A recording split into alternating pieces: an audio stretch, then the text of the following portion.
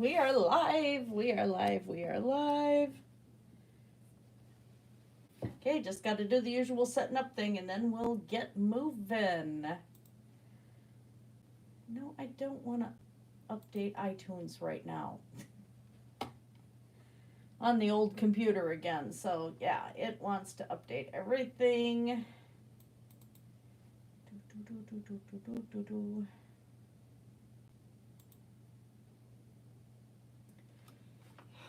Really?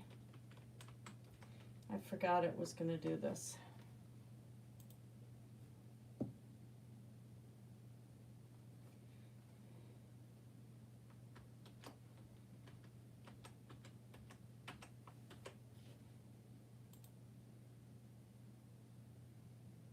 There.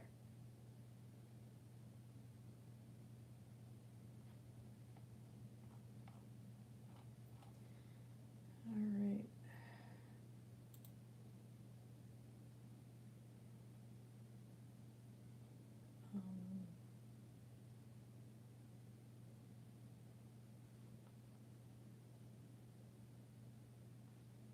Shoot. Now I'm trying to figure out what to do with the music on here. Just added songs and then it decided not to add the songs.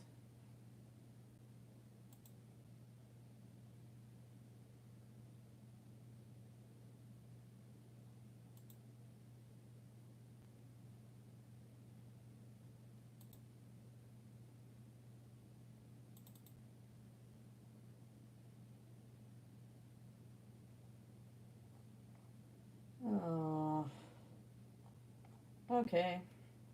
Next time I just gotta be a little bit more on top of that. So, now over to YouTube. I had some nice songs added too.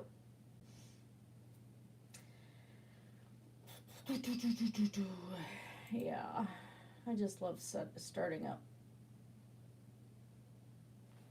Is it actually going to show my video? Am I really live? I'm really live. Looky We've dat. heard over and over from investors. I wish I had bought Amazon or Netflix when they were first recommended by the Motley Fool. Really? It's bad when I skip my own ads.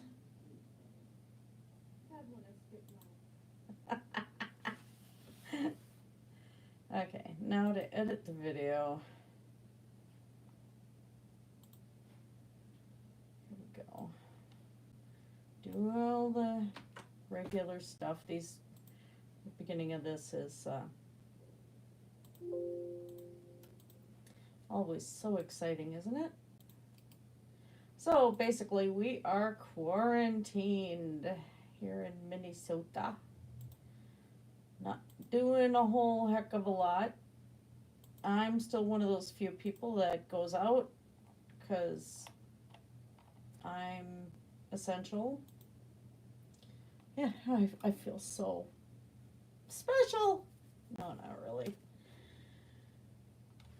It's been kind of down for me and for hubby too, so it's been a bit of a challenge.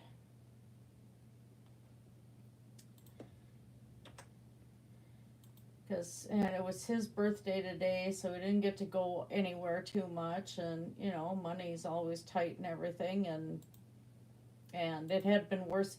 If I would have had the job loss now, it would have been a lot easier than a couple of months ago. I'm like, just wow.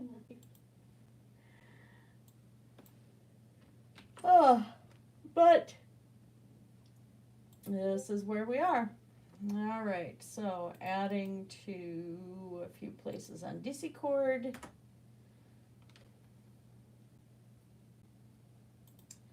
Including my own Discord, probably would be Smirt, SMRT.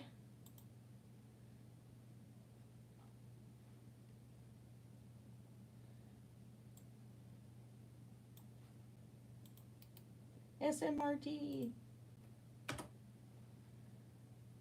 All right, and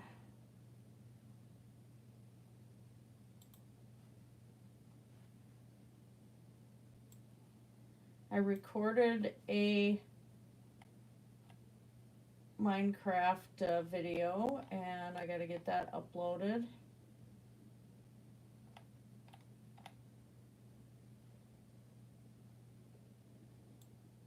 Okay. What section am I under? Okay, shit, correct section. There. All right. And Facebook.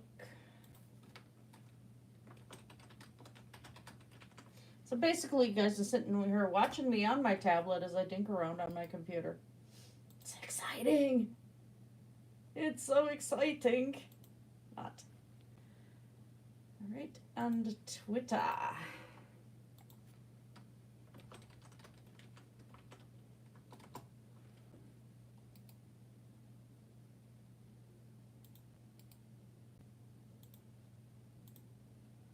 Okay. Now I can get off of these other extra platforms and we can just get on it. Hi, Blue. How are you doing?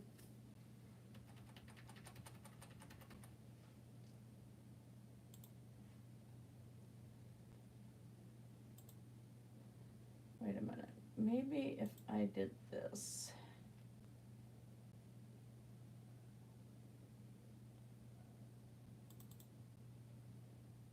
Okay.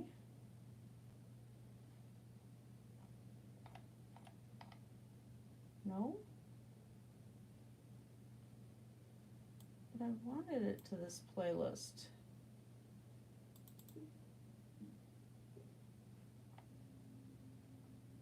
Oh, don't just randomly play stuff. Oh my God.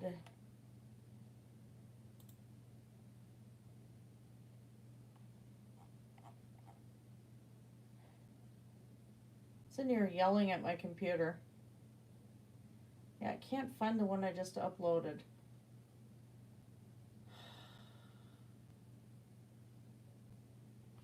I'll have to fix that later. There. Hope that's on a shuffle.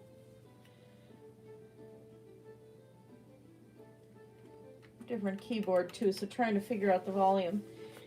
So yeah, I'm still out and about compared to other people's, and I got my supplies together, so I can, make some masks and stuff for my fellow nurses. I'm not gonna make the filter ones, because then I'd have to spend extra on the filter material. But if you do a 3-layer and have cotton fleece be the second layer, it's still a little bit better than having just the 2-layer fabric cotton mask. So it'd be the printed cotton fabric, cotton fleece, and then another liner cotton fabric. So those are the ones I can do, and then they can be washed and can at least use them. I was outside today with gloves on and stuff at the store and getting looks from people. Hi, Sadie. Well, yeah, you have more than just the restroom. You have to wash your hands when you're touching objects outside. Touching your mouth, touching anything like that, especially if you're going to be around other people, you want to wash your hands all the time. So yeah, and then keep them well lotioned too, so that your skin barrier is not broken down like mine is. So yeah, it's more than just the bathroom. Handling raw meat, of course, when you're cooking, you want to wash your hands. Handling your pets afterwards, you want to wash your hands. Things like that. That's more effective than hand sanitizer, because all hand sanitizers that are real ones contain alcohol, and that regardless what emollients they put in there, it still is going to dry your skin out and eventually tear it. So yeah, your best bet is the hand washing. If you can get nitrile gloves off of Amazon or something, I know people are saying save the supplies for medical professionals, and I've said the same thing, but I think right now gloves would be more effective than a mask would. If you have respiratory problems, then of course having a mask on when you're out in public is good. But gloves, especially if you're grocery shopping and stuff, ones that you can dispose of are going to be a lot more effective, whether it's wearing food service gloves or whatever. Have disposables on you. So you wash your, if you can, wash your hands before you put them on. I didn't today because I got out of the car, put them on, and went into the store. But when you get done outside, get done putting your groceries in the car, then put the cart away, take the gloves off, and you do, I don't have the gloves in here. Yeah, I do. PSA. Okay. I just lotioned. These might not go on. That's why you lotion first. And keep your hands lotioned as much as you can. They are going to dry your hands out a little bit. It is a thing. But here you've got gloves. The proper way of removing these. This outside is now dirty. I have touched the grocery cart. I've touched the groceries. I'm not touching my face. When you have gloves on, you train yourself, do not touch your face. So I just start outside, touching outside. There's the first glove. Now you want to make sure, keep holding the first glove, get your finger under the second glove. You don't touch the outside, you touch the inside. Roll it up, bag it, and in the trash.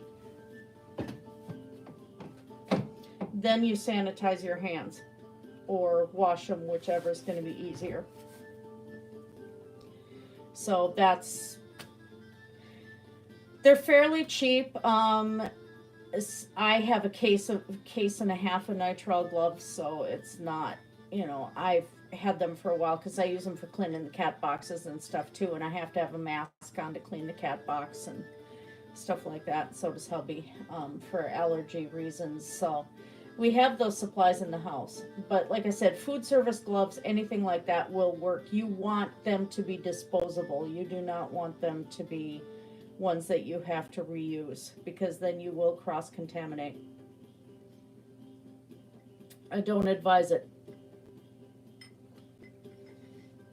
Some nurses can't do it. Annoys the crap out of me, because after a while, those gloves start getting little micro tears in them, and you may not notice it, and then you're getting the contamination through the glove into your hand, into your skin. And I know nurses that do that all the time, and it just drives me bat crazy, because that's not an appropriate use. They are a one-time use, and dispose of them. And that's what you need to do. So, you want to wash your hands before and after. And if you can't wash your hands, you sanitize before and after. And I've been making hand sanitizer for myself and for my clients because we haven't been able to get any. And I went by the World Health Organization's recipe. It's liquid hand sanitizer. It's not the gel. You have to add a polymer, which they do sell to make it a gel, but I'm not going to buy any more supplies for it. The liquid stuff that I make works just as well. So that's it on the PSA part of this thing. Well, maybe, unless there's more questions. But yeah. So that was the adventure today, and then I have one neighbor down the road that has 4 kids, and she's cooped up, it's 10 years old and younger, so she's cooped up with all these kids, and so I brought over a new huge box of crayons, and it had two crayon sharpeners in there, so brand new crayons, and I brought them paper from my art room. It's like, at least help your kids have something to do, I mean, it's like, I can't imagine being cooped up with 4 kids, 2 was enough.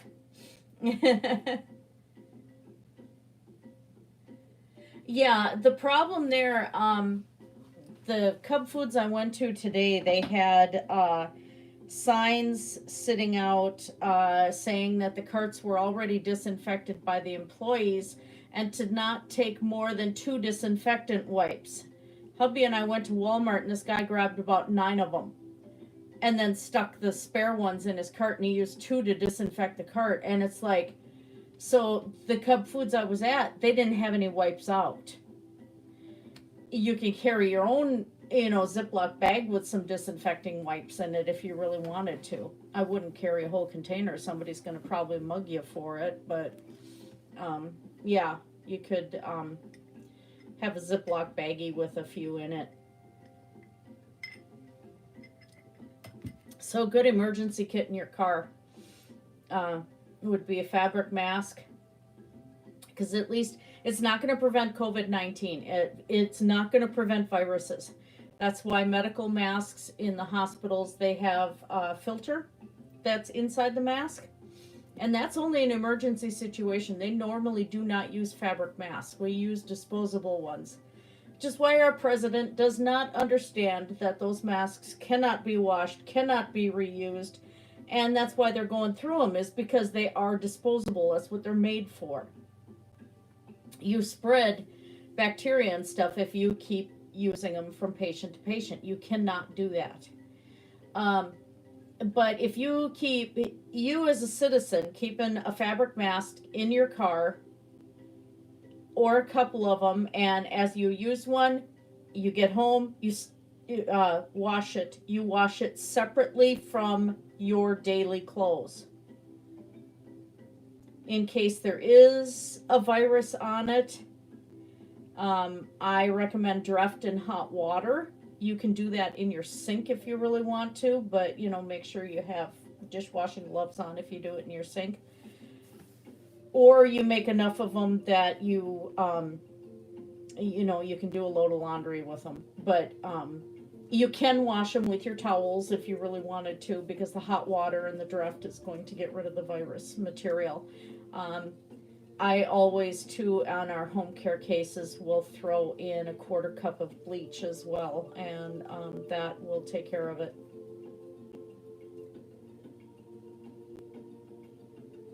Which masks is he referring to?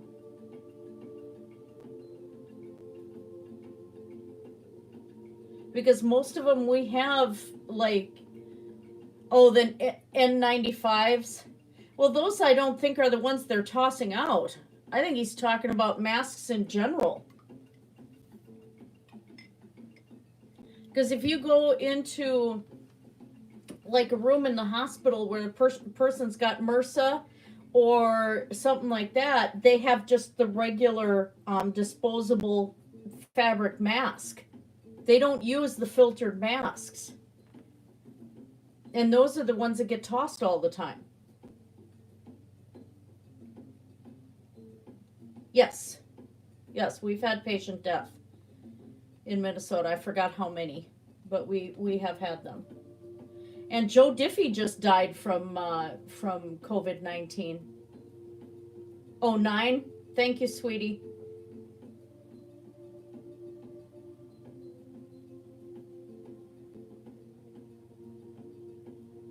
Yeah, and there's definitely not enough of the N95 masks to go around. Sorry, I'm reading the chat off of the computer.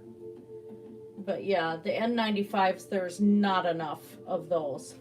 So everybody else kind of has to go through the other ones. And as I said, the fabric ones, if you get into making them, and there's videos on YouTube to do it, the fabric ones are more effective for hospital use if they can actually put a filter inside. If you make it with a pocket in the back that they can insert a filter, that'll be a lot more effective for reuse than just plain fabric. They can't use plain fabric. Out in the community is another story. It's not going to do it, as I said, it's not going to do anything against viruses, but it will keep you from touching your face. And you don't want dirty hands or dirty gloves near your eyes or your nostrils or your mouth or open wounds. And that's what, as soon as you put a set of disposable gloves on, that's a reminder you don't touch your face. And you train yourself that that's a reminder. I'll put those on, and I've trained myself enough that if I take them off and I haven't washed my hands immediately, my hands feel dirty. I mean, it feels like, okay, I have to wash. My hands are dirty. And it's just this weird instinct that I've developed in myself. And that's the way you have to use gloves, is as your hands are contaminated until you're able to wash them again at home.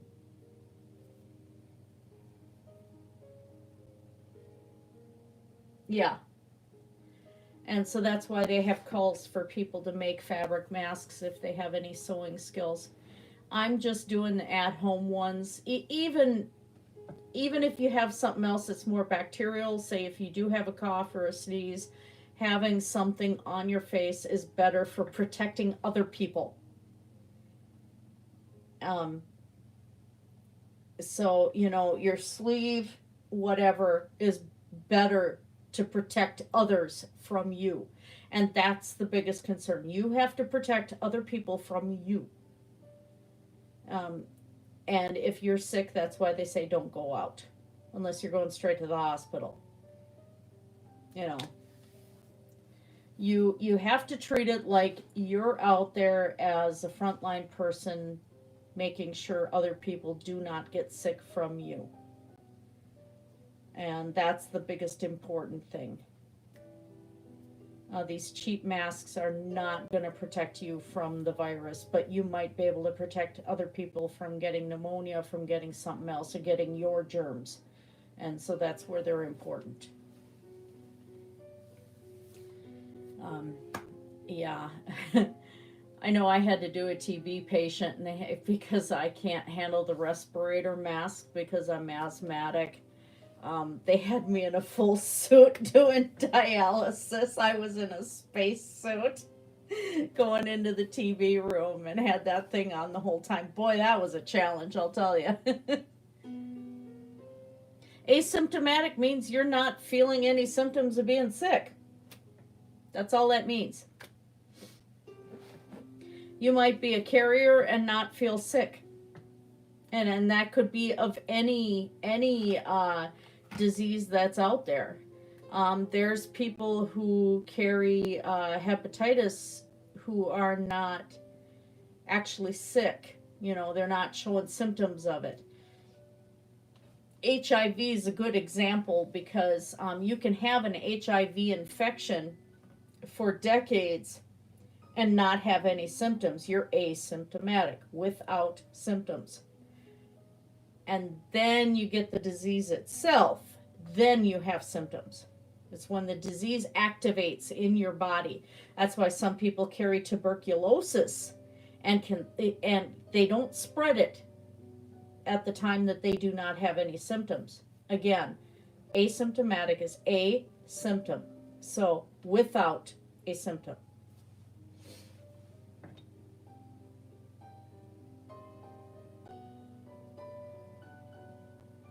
Yeah, according to the CDC, the N95s aren't meant for extended reuse and should not be worn for extended times or multiple contacts. Yeah, that's why the fabric going over top, the fabric masks, help a bit because, you can wash that outer layer and put a new one on and go to the next patient, and it's still better than, not having any protection at all, which is unfortunately some of the state of what's going on. It got published today that 17 tons of medical supplies got shipped to China in February. Gloves, masks, gowns, all of that got shipped out of country. The military was sitting on a whole bunch of stuff. And at that point in February, it was already starting to kind of spread into this country. So having those supplies on hand here would have been a lot better. So now we're scrambling to get supplies. And while we're yapping at this and looking at my mug and looking at Scary Wolf and Cecilia the dragon over there, I think I'm going to switch the camera around and move it, and I can sculpt and talk at the same time.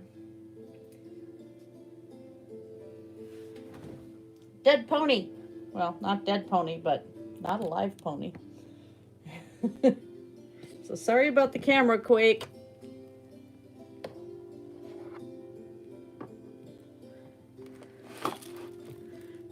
I just don't have an easier way to do this.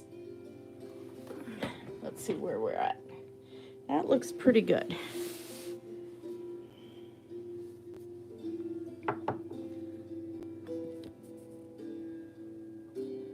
That looks really good. Let's get the other light. Perfect.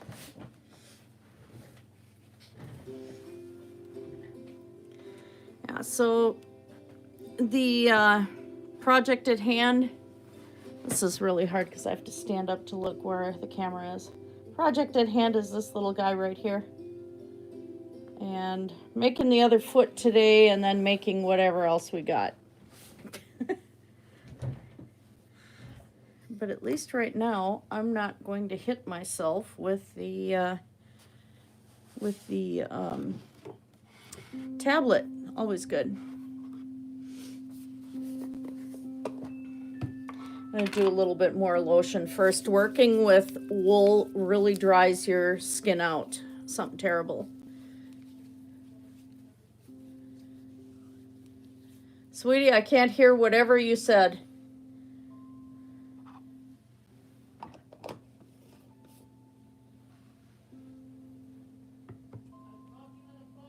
Oh, okay. Oh, I did mention that I had an old cross stitch that I did. Whoops. Sorry, camera quake. This old cross stitch I did years ago. And I never framed it, so it's been folded in a box. I have a big black wizard that I have to do that is almost done. It's on black Aida cloth, but I don't know where it is. And I don't know where my cross-stitching frame is either. All right, so we want to be able to keep the foot along the same pattern as this one, which had already started. Oh, this is way too high up. I can't see anything of what I'm doing.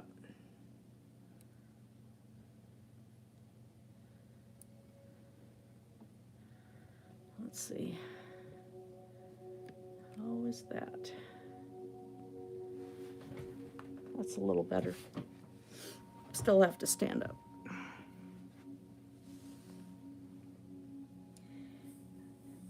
And move the other lamp.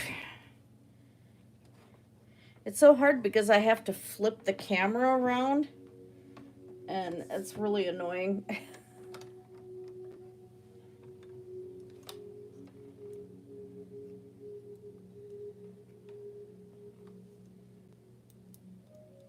There.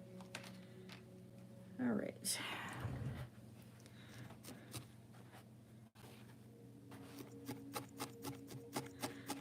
Just shaping this just a little bit more. These are really, really big barbed needles. This inside a holder, I have one holder that's got one that has 3. Not using the 12 prong holder today. That one's hard on the hands. I start out with a wool roving, just fluffy wool like this, and the barbed needle will actually pack it down and pack it together in shapes that you want, with some patience. And because your fibers on animal hairs, that includes human hair, they are scaled under a microscope, so the barbed needle will actually lock the scales together, and that's how this works. You don't have this with a plant material. Okay. So my goal here is to have the other paw curled this way too. So this is going to be our top. And get over there.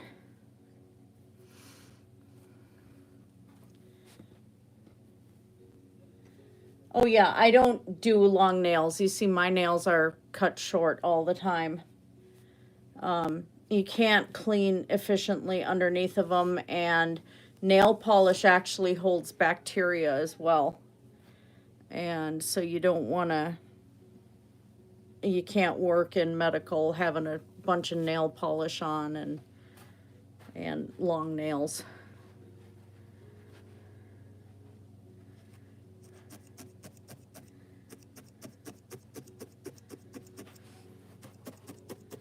Make sure I'm under the camera. Yep.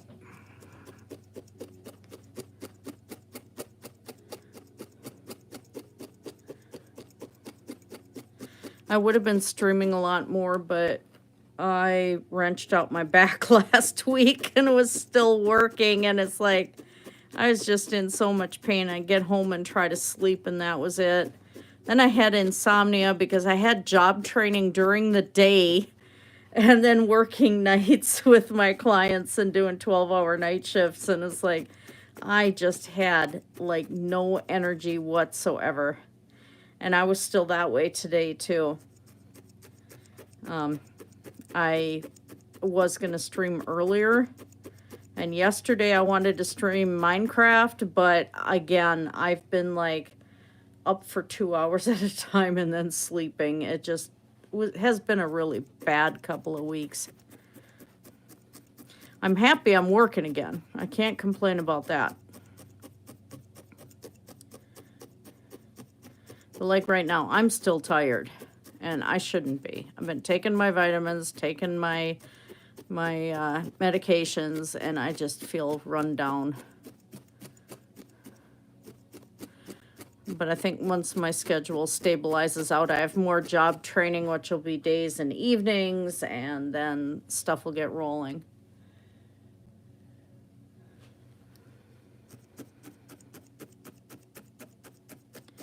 Then life should be fairly normal, barring that I get sick.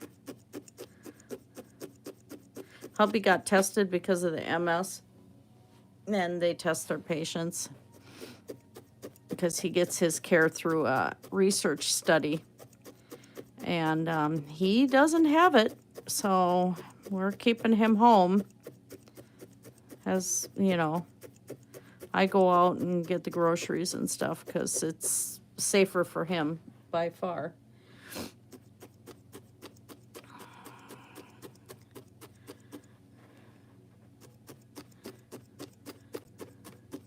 None of my patients have it. They've all been staying in home. I do home care with kids on ventilators and stuff that live on them, you know, full time for various reasons.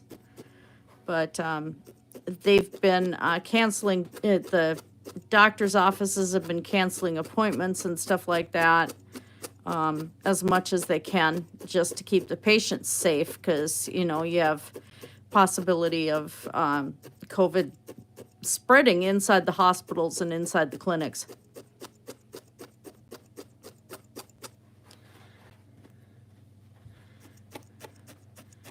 So my patients are actually pretty good. And all of us nurses have been really super careful, so.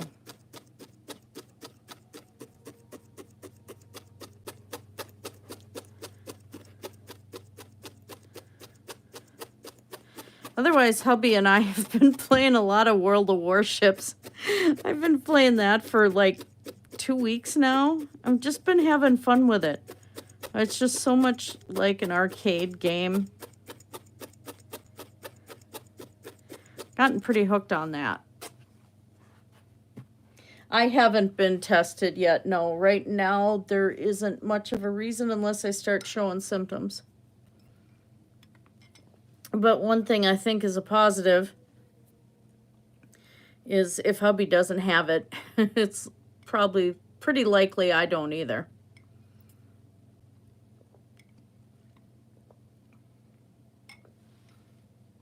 So I only go certain places.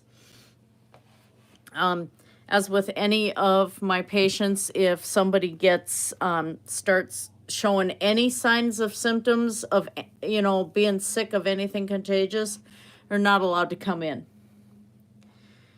So it's been protecting the patients pretty good. And that's kind of a standard rule with anything in home care, is if you are showing that you're sick with anything, you're not coming in.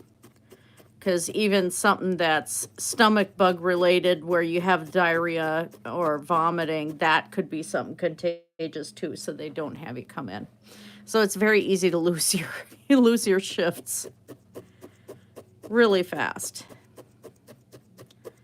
I had the stomach flu twice this year, and I lost 2 weeks of work almost on top of each other, and that set the downward financial spiral.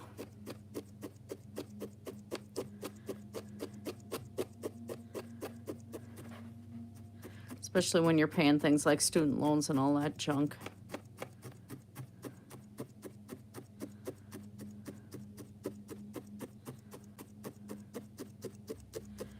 But I think my thyroid is probably low and my iron is low. I got to supplement iron some more, but I'm going to have lab tests to see how my thyroid is. You have to kind of have a legitimate reason to go in to be tested. If you're not showing anything at all, there's certain symptoms that COVID does have.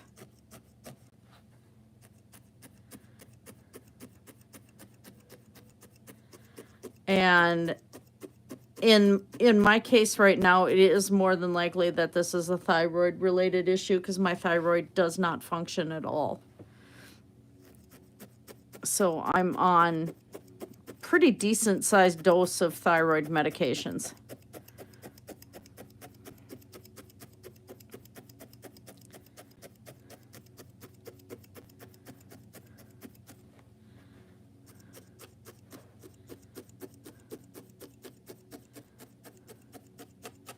My thyroid stopped functioning years ago.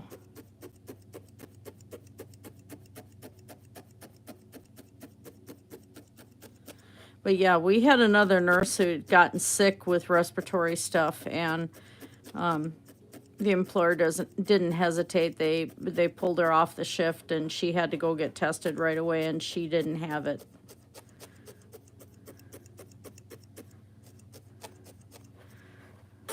So far, all I've been getting is my allergy symptoms, which I've had all year, so it's nothing new there either.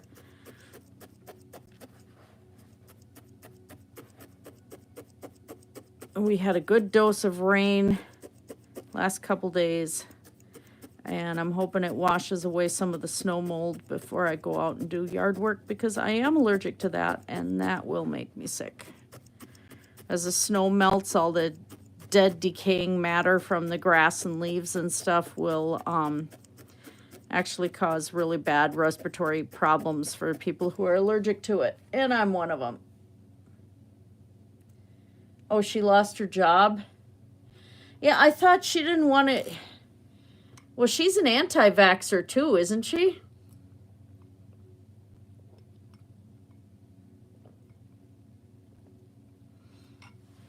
There was some scuttlebutt where she didn't want to get tested for something or whatever.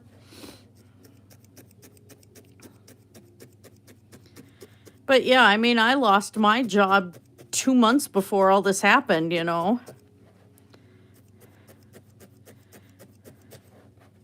I was over religious stuff.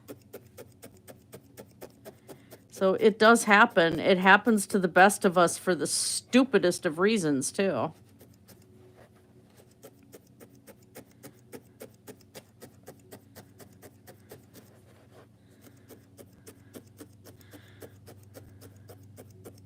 I'm very good at what I do as a nurse, and that's not bragging. I greatly enjoy my field. I enjoy doing proper care. you know, even down to the charting and everything else. And, you know, so I'm very particular at work.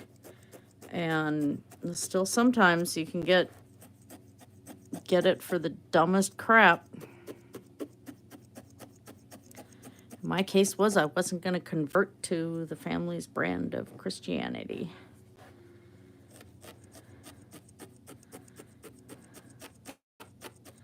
And that's actually documented. So had they not found me another full-time position, I could have gone to ACLU and stuff and gotten help there legally, but didn't need to go that route. Problem with home care is if a family doesn't like something, they do not need any excuse to say you are not, you're not coming back. They can just say they don't want you back for no reason. Nature of home care. Well, she's going to kind of have to deal, unfortunately. No, I don't think it will. We may have, I don't know if we're going to have enough time for people to develop natural immunity to it. Right now, they're isolating because they want to buy time to be able to get a proper emergency equipment in to help more people. Because right now, if this spread a lot faster than it is, we'd have a whole lot more people dead.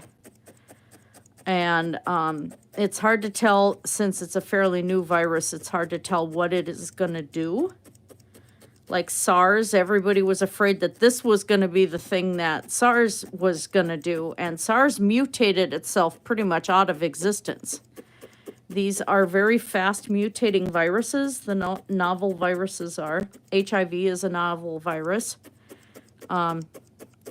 Influenza is a novel virus. And it mutates like absolute crazy. And that's why you can only get, you know, so many forms of flu covered a year because of the mutation rate. And so this one has already gone into 2 separate strains. So they have to vaccinate for 2 separate strains of it. And it may form more strains as time goes on. So at this point, I think it's way too early to tell.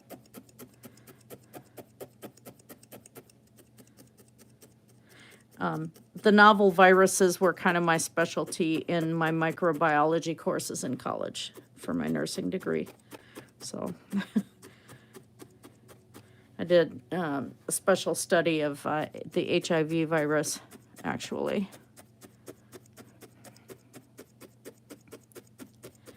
And that's why it's hard to vaccinate for those, because you have to catch the right one. And you have to ensure that that's going to be the only form it mutates to.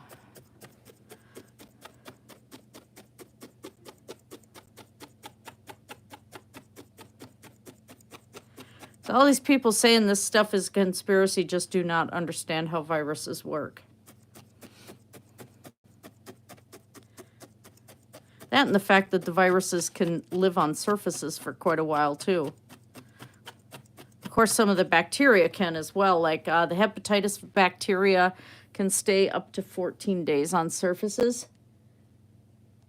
No, COVID is... Corona is a type of virus. The reason why they changed this one to COVID-19 is to specify which virus it is. A coronavirus is in the shape of a ring, and there's multiple coronaviruses out there. So they had to say COVID-19 to separate it from, definition-wise, to separate it and be able to identify it in the public versus other coronaviruses. And common cold is not related, most of them. Ebola, I don't think so. I thought Ebola is a bacteria. Let me look. No, it's a virus. Okay.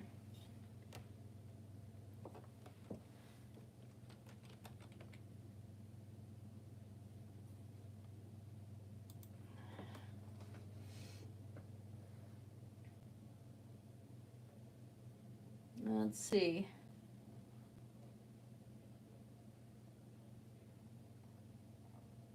All I'm getting is crap.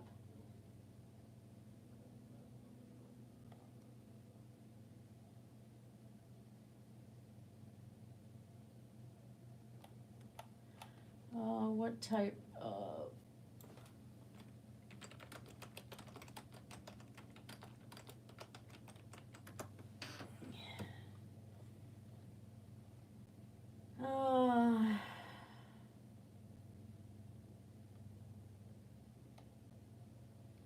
Ebola's...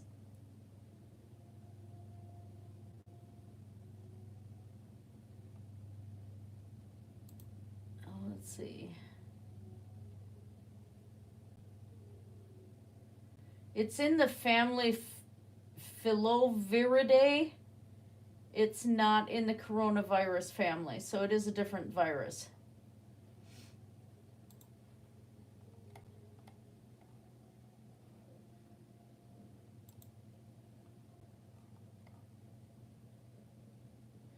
Let's see.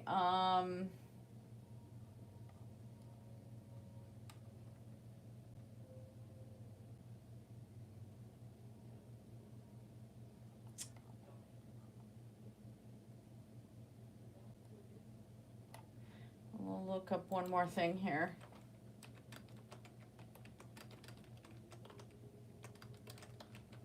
Oh, people have asked that question. It popped up. Yeah, it is a novel virus.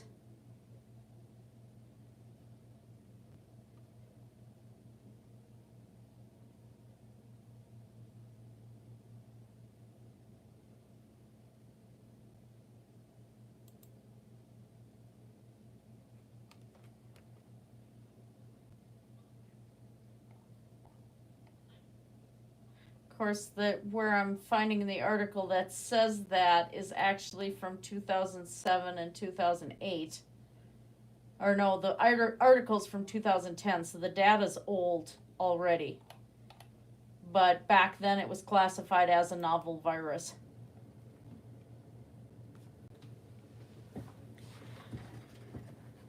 Ebola's very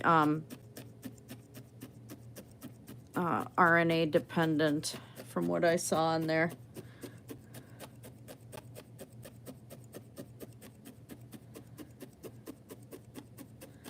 That one is a fairly new discovery since I had my microbiology studies.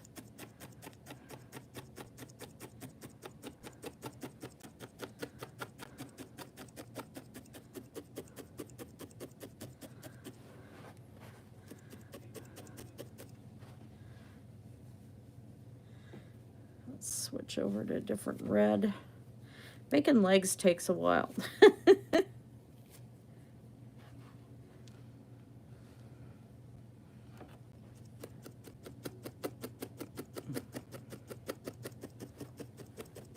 I'm just doing light tapping right now to try and prevent this from going all the way through to the other side because it causes the white fluffies to come through the other side.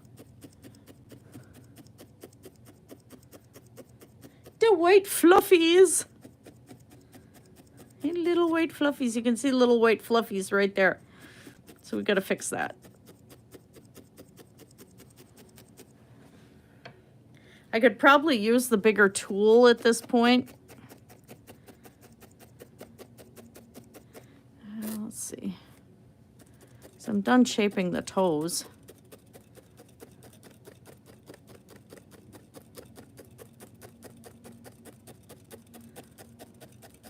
You see, I change colors by lightly overlapping and then blending it in. And sometimes it'll take a few layers of just doing the really soft roving, you know, going to real thin pieces and then layering it over top and then blending it in.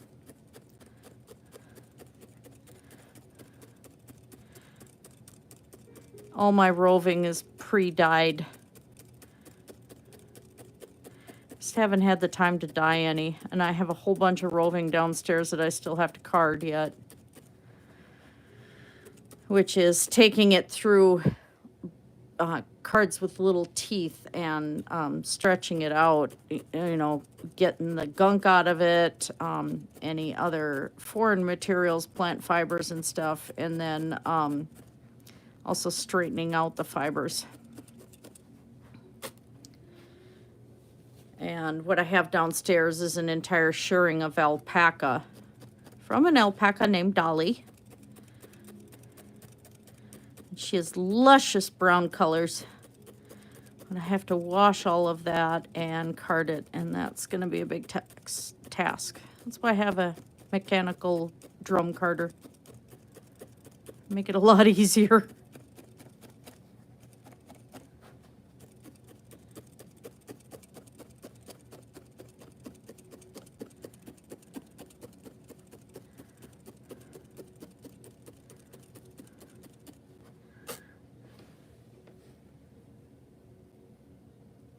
Yeah.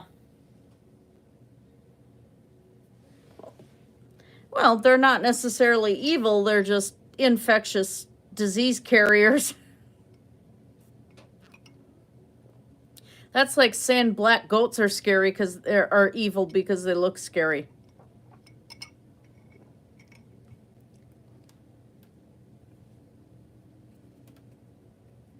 Yeah, I don't agree with her on that, especially when I know people who have HIV. And I've had patients with HIV and with full-blown AIDS, and yeah, I hate to say it a little bit on that one. Shame on Daphne.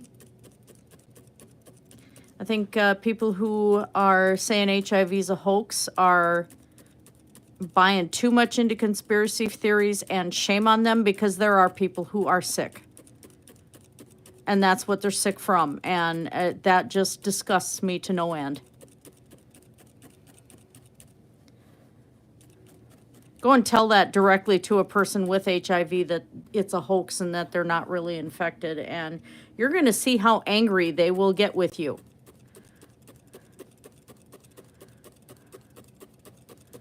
So shame on her for that, especially for her being a nurse. That's really shameful. Yeah, Nebulana, it was an RN. Daphne Reloaded. It's just, she should know better.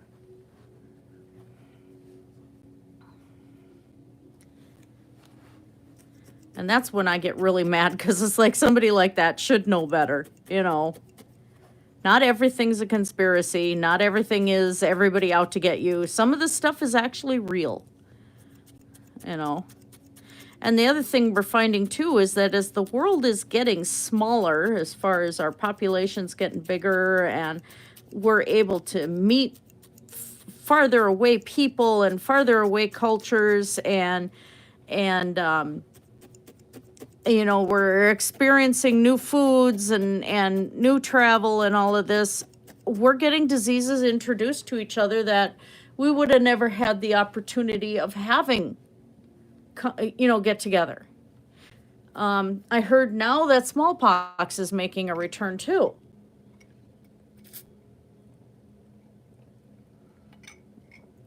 So no, it's not conspiracy theory.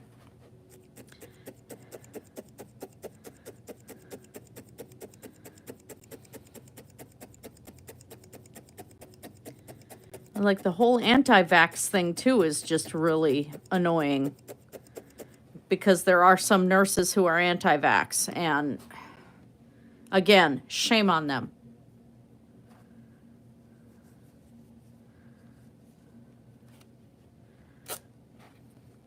Oh, sorry, I got a little angry. I had to cool down for a moment there. It makes me angry. Oh my God, I had mumps. I had to be tube fed because it was on both sides of my face and both sides of my neck. I was 9 years old. I missed a lot of school over it. They didn't have the mumps vaccine back then, or for some reason I didn't get it. I don't remember why. I had my other vaccinations. But I got it, and it nearly killed me. And had my mom not been a nurse, it would have killed me because she knew what to do. You know, so for people saying that vaccines are dangerous and that these diseases are fake and everything, or that it's because of uncleanliness, I'm sorry, my mother is still the most clean person you're ever going to meet. I had to get on my hands and knees and vacuum the carpet with the little square carpet thingy and not use the big motorized attachment. I mean, yeah, my mother's extremely fastidious, and she always has been, even with the horses and everything else. I still got the mumps, and I had it bad. So yeah, it's not about cleanliness with these diseases fully. I mean, having a clean environment helps. I mean, you don't want to be getting dysentery out of your drinking water, you know, like happens in Africa and stuff like that. Dysentery will kill you.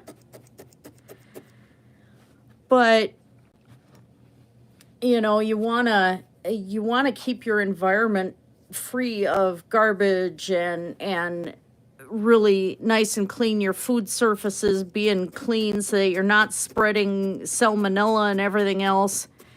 You know, there's things that cleanliness does help with, but preventing those kind of diseases, it does not. It's not as effective as a vaccine. And I do think that other nurses should know better, and shame on them.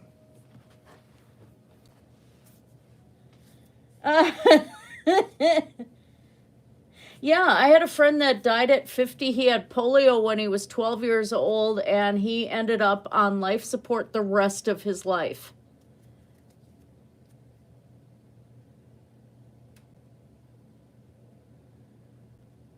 Yeah. I mean, I like Daphne, and I know she cares about what she's doing, and she cares about people. And, you know, I don't know why she decided to let her nursing license lapse. I don't know what the deal was behind that. I think she's a good person, but she's really, really misguided on that.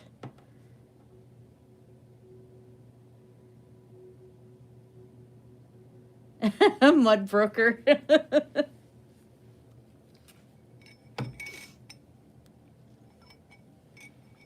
Yeah, my friend Charlie passed away exactly at 50 years old.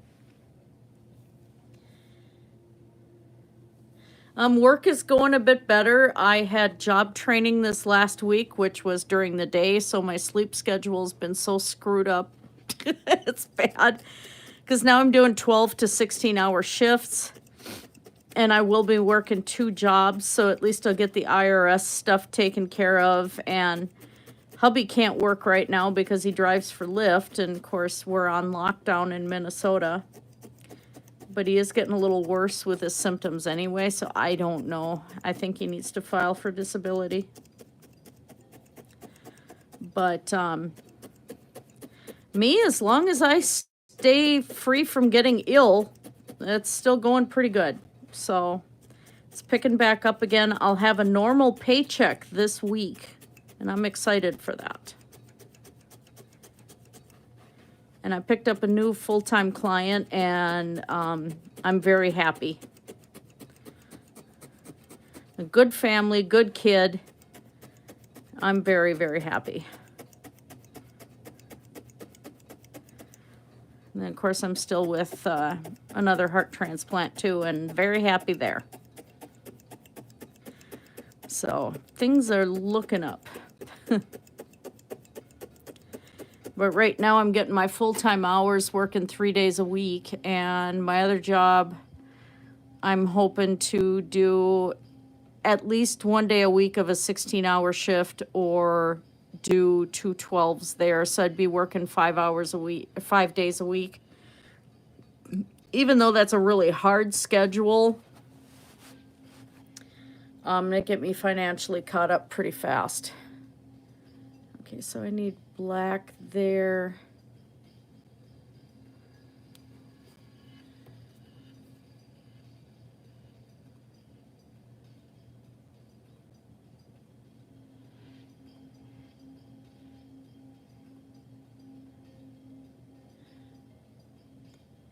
I don't have that trouble with toothpaste.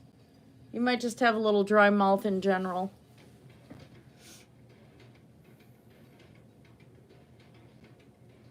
And just rinse out your mouth really good afterwards, you know. If the extra unemployment's only for new claims or for those of us who are already on it, we'll get it too. I don't know. That I don't know. That's definitely a good question to ask.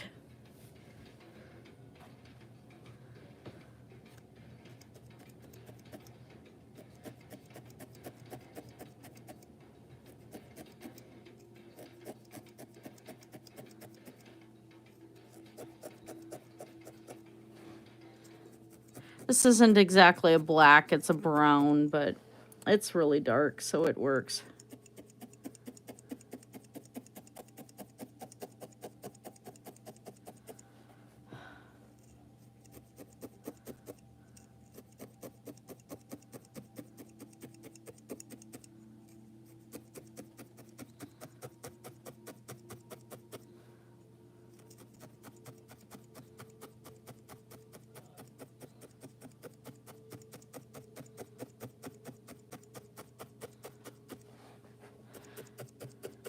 Sometimes it amazes me how fast I can work.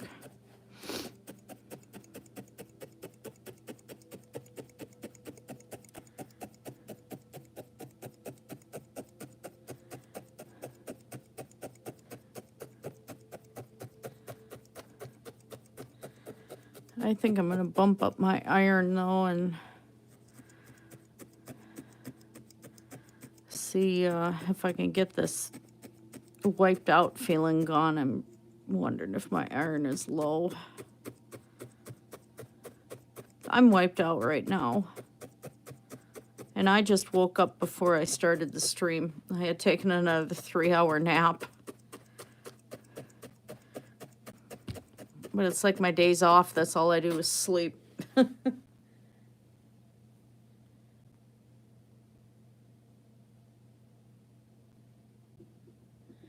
Yeah, hubby does too.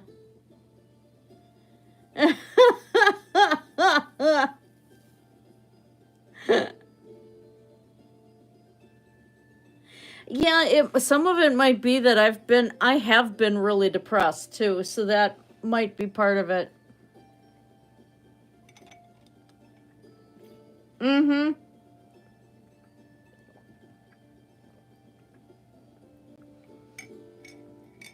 Oh God, no kidding, Sadie. I saw 20 people walking, 20 teenagers walking down the street together today. In a large group. And I mean, I live in the inner city, so I'm in a kind of a fairly rough area of Minneapolis, so I was restraining myself from shouting out the window that they were all effing idiots, but you know. I do not want to spend the rest of my birthday in a ER because you stabbed yourself with barbed hooks. Is that unlike the birthday the one year where I had the chicken pox or the shingles vaccine and I had a severe allergic reaction and should have gone to the ER? I have to do these things on hubby's birthday, you know.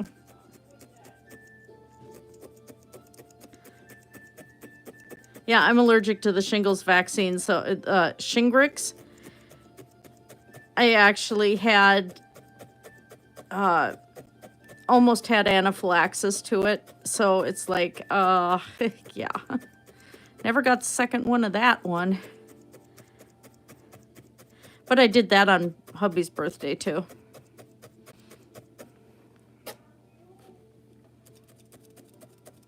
Sorry, switching needles here.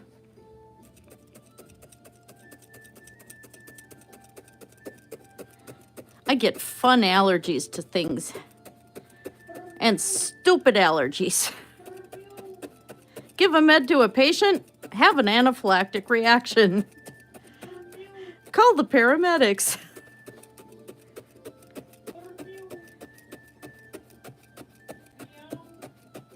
Oh, kittens are meowing outside my door.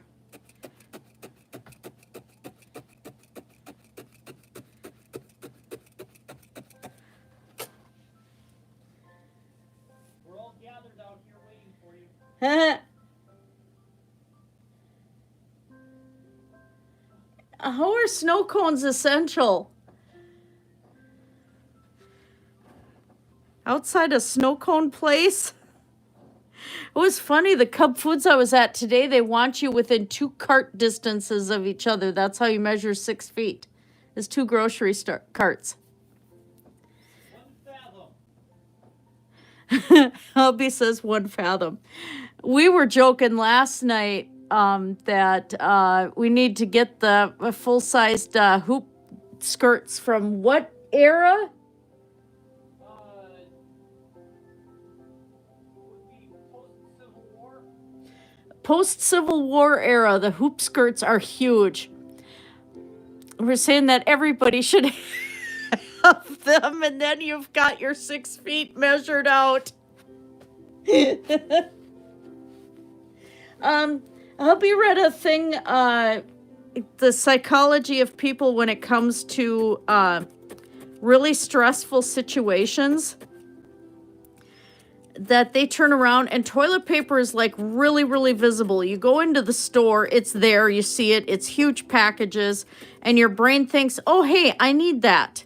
I don't want to run out of that. And so people hoard it. But we're thinking that it is the currency for the current pandemic apocalypse that they try to sell us on. Hubby's writing a complaint letter to the people who designed the apocalypse scenario after they built up all this thing that we'd have zombies and have to use chainsaws and everything. And it's like, none of that happened. But somehow you'd think that alcohol would be the currency, but no, it's toilet paper. Hi, Mandy.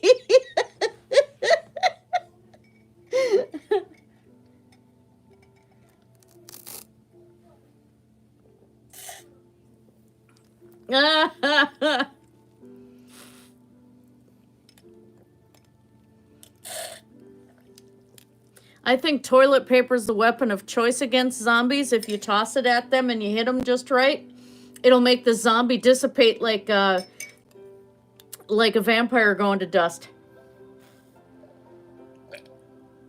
Yeah, teepee's made in China. Isn't that funny? Sorry, Diet Mountain Dew. I need a caffeine boost. Oh my God. I forgot the most important thing. How could I forget? What is a live stream without Bob Ross positive energy drink? When you need energy and you need positivity, don't forget Bob Ross. I should have done that at the beginning of the video. How could I forget? That's just wrong that I forgot that. I'm so sorry, Bob.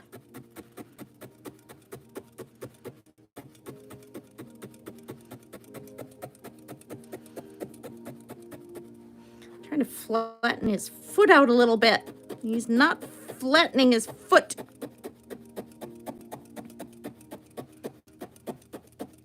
That's getting better.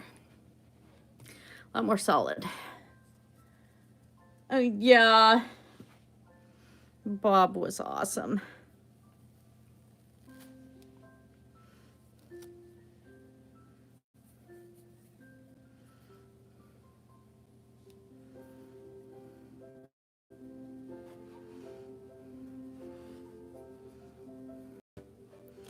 Bob was just way too cool. Yeah, my mom told me that she got a call from one of the other staff at the nursing home she used to work at, that they have a family come to visit the patients that are living there. The family goes on one side of the glass doors and the patient on the other. Come on.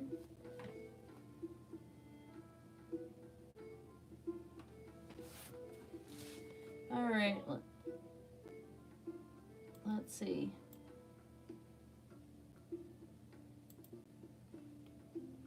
No, I don't want to go large. I just want to see if it's working.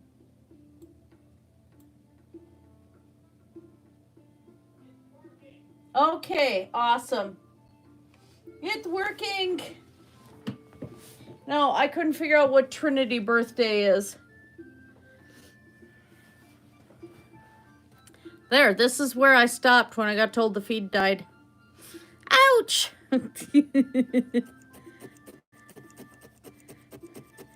Oh, wait, they're supposed to go under the toenails, aren't they? I'm evil.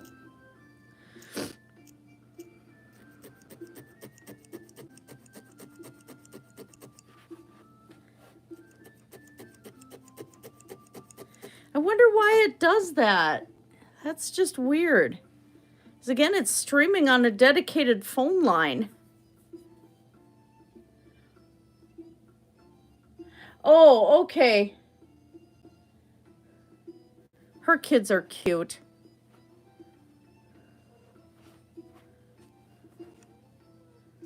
Oh, my big black cat is going mow at me through the door. Mommy. He knows I am here.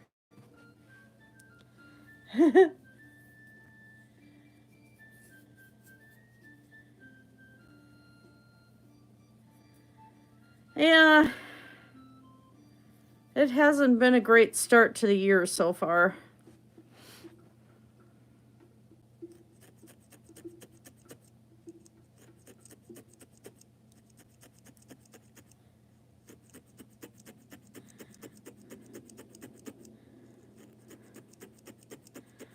The fun part is it's going to be a while before I can get people here to help us move furniture and switch the bedroom and the art room around.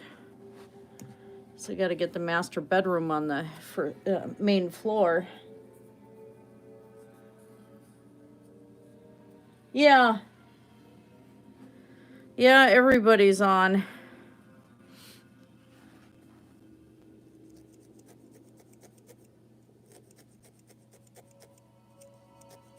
There isn't a weekend thing now. It's just everybody's on all the time.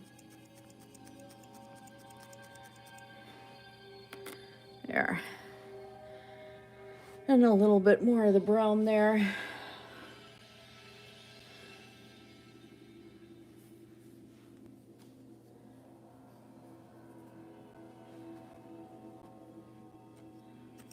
There we go. That should take care of it. Yeah, a friend and I were talking that, wondering when the housing market is going to crash again too, because of all this.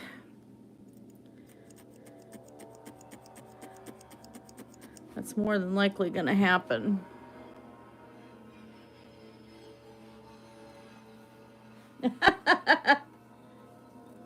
Oh, dried apricots are so good.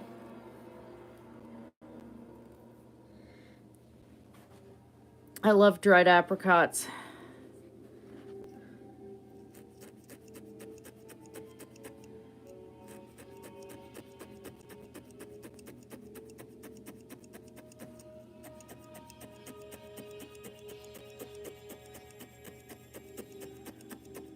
You have to be careful though, because you know you're getting a lot of sugar and a lot of calories in one apricot, dried one, versus what you have more water when you're eating a regular apricot. And they say eating the regular one is healthier because you're not eating as many calories in one sitting. And it's like, do they know how many apricots I could eat in one sitting? It would be about the same.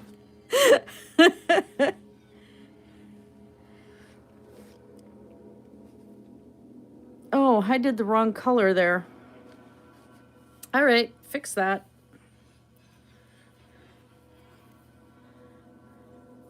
Yeah, there you can't eat the whole bag because if you look at how much calories per apricot, that ends up being a lot.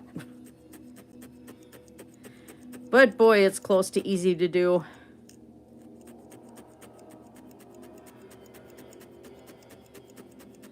The other one I love is kiwis, but I can't have those anymore because they cause my mouth to swell up. I can eat bananas, It's like I've got all these weird things that are giving me mouth problems lately. Well, I shouldn't say mouth problems, it's allergy problems.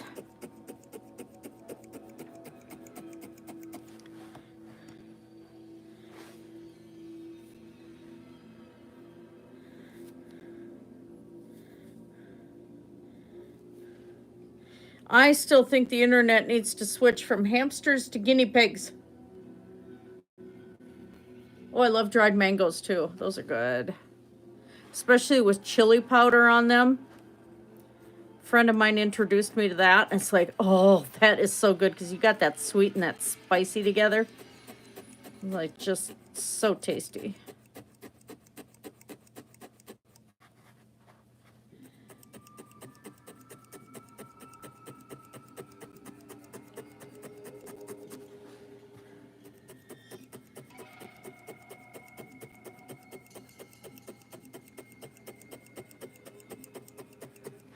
Fix that. Now that toe.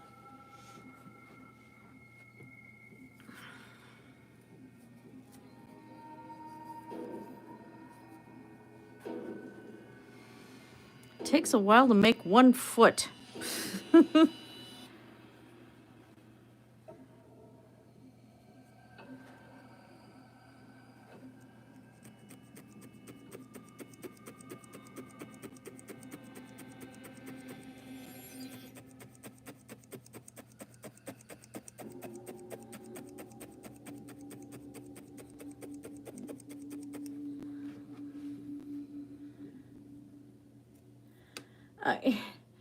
Cheap, lazy vegan is the stuff she eats is kind of gross.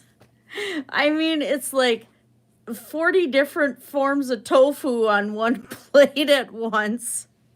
And it's like, no, no, no, no. And I mean, there's times I'm lazy and cheap about it too. You know, I'll throw tofu into something and, you know, but it'll be one form. I won't have tofu with ramen noodles and then have fake tofu nuggets along with some tofu chicken fingers or something, and then fake vegan ham on the same plate. I mean, cheap, lazy vegan, she eats a lot of crap. It wouldn't even be bad as vegan if it wasn't so much crap that she eats, but yeah. Yeah, papaya's not my favorite.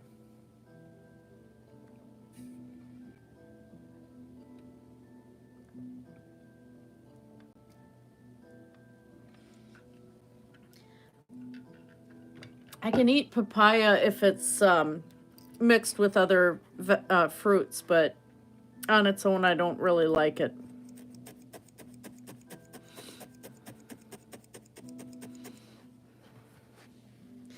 Oh yeah, the haunted music in the background. I still got to clear that off my playlist. That was for Minecraft on this computer. But I don't do Minecraft on this computer anymore. All right, let's get the little yellow foot pads. And then we'll do the claws. Oh yeah, it's gross. It is absolutely disgusting.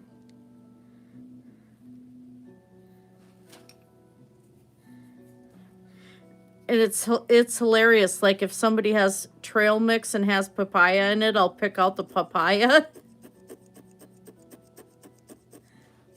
I'm normally not spoiled about eating. I mean, I've eaten fish eyes, you know, but papaya's just yuck.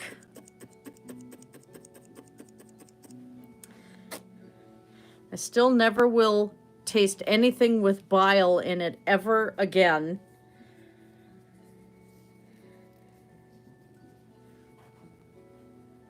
One Asian deli that we have, they made a soup and it was seasoned with bile. And I only know that because they had bile for sale in the frozen section of their store. They use it as a seasoning. And it's like, oh my God, that soup was so nasty. And I like organ meats. I'll use organ meats, so that wasn't it. But you could definitely taste the bile in it. So I found one food that I definitely will not touch. If it's green, put it away. No, it doesn't. My husband's spoiled about eating. Oh, yeah. Fish eggs are yum. And I've eaten crickets. They're pretty good. I can't have them anymore because I'm allergic to chitins. So shrimp, crab, lobster, bugs. Yeah. Makes my mouth swell up really bad and my tongue swell up. So it's like just that one step away from having a full-blown anaphylactic reaction, you know? So I don't want to risk it. And the worst part is I love shrimp and lobster and crab. And most things that have shrimp flavoring, that's real shrimp in there. So I can't have it. So I had a whole bunch of stuff with shrimp in it. I donated it to a needy family that they really appreciate it. So, and if I'm working there and they cook for me there, they make sure now not to have anything with shrimp in it. So they're pretty careful.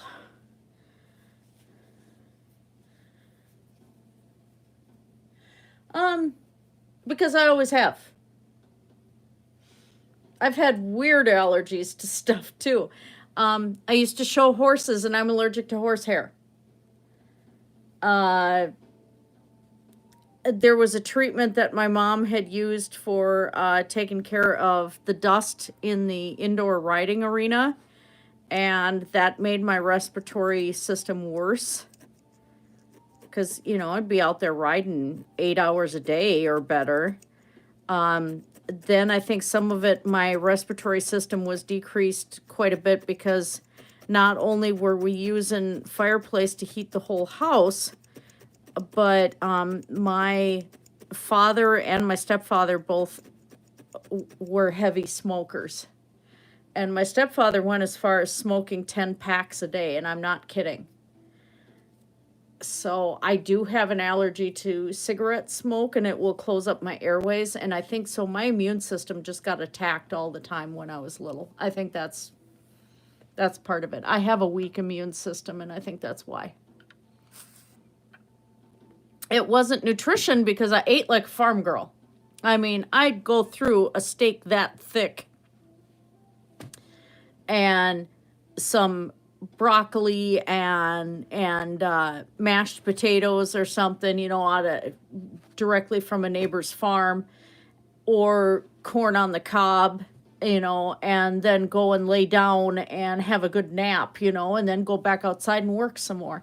I was skinny as all get out, and I ate a lot better than I do now. So, you know, there's people that say that allergies are poor nutrition. Not necessarily. You know, I didn't eat junk food back then. We didn't have it. And so that's just the way it was. And my father had a really weak immune system too. And a lot of my relatives on his side of the family do as well. So some of it's inherited, some of it was environmental. And so, yeah, I have to develop new ones all the time just to keep my doctor on his toes and keep myself on my toes. That's just really wrong, but sometimes that's what it feels like.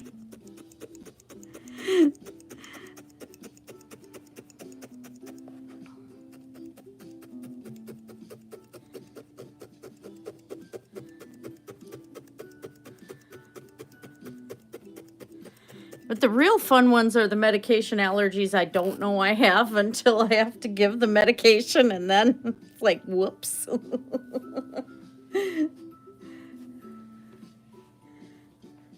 Well, add that one to my list.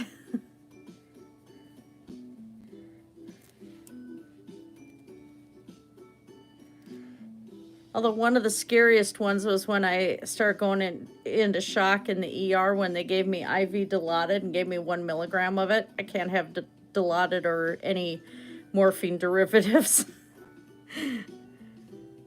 Not if I want to be alive.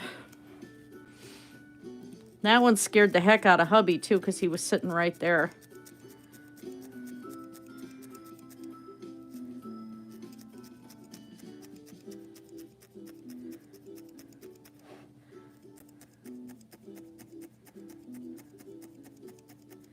That one was terrifying because I was fully conscious, but I couldn't respond other than screaming in absolutely horrifying pain throughout my entire body when it went through.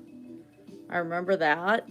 But it's like all I could do was just writhe and scream in the bed until it passed enough that I could actually say something. But it's like I was completely aware. You know, I was aware of hubby's face. I was aware of the nurse's face. Aware of everything, but I could not communicate. And that was terrifying as all get out, because I know what some patients go through with like strokes and things like that now, you know. I'm sorry, sweetie.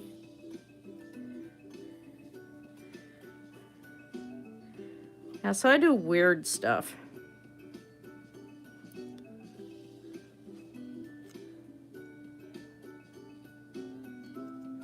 Oh, come on.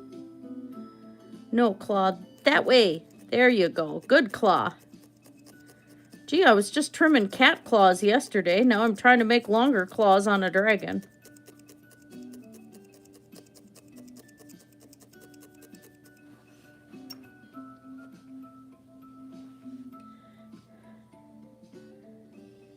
No, I'm not allergic to nuts or soy.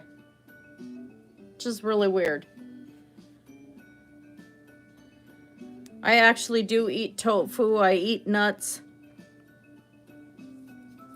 I eat edamame, which is the raw soybeans. You know, it doesn't bother me at all. And prepared right, they taste pretty good, you know.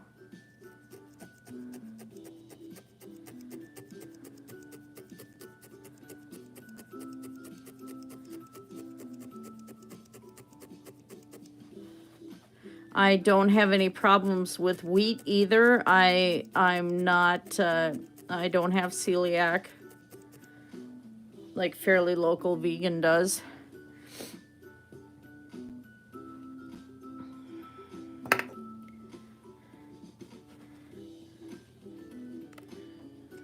So that, you know, wheat doesn't bother me. I'll cook up spelt and have that in soups, which is a really, really hard ancient wheat, and it takes a long time to cook it up. Pre-soaking it doesn't help much. It is that hard of a wheat, but it's really, really nutty, and I like that. My issue, unfortunately, is the junk food. I'm very bad that way. I'll be really good for a while, and then all of a sudden I just have a tear. You know, I pull a full-on Amberlin Reed, I swear.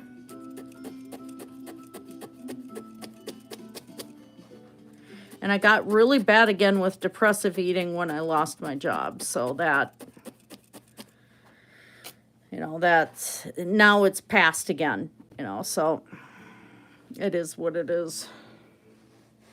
You continue comparing yourself to that woman. I'm gonna throw a can of cream corn at your head.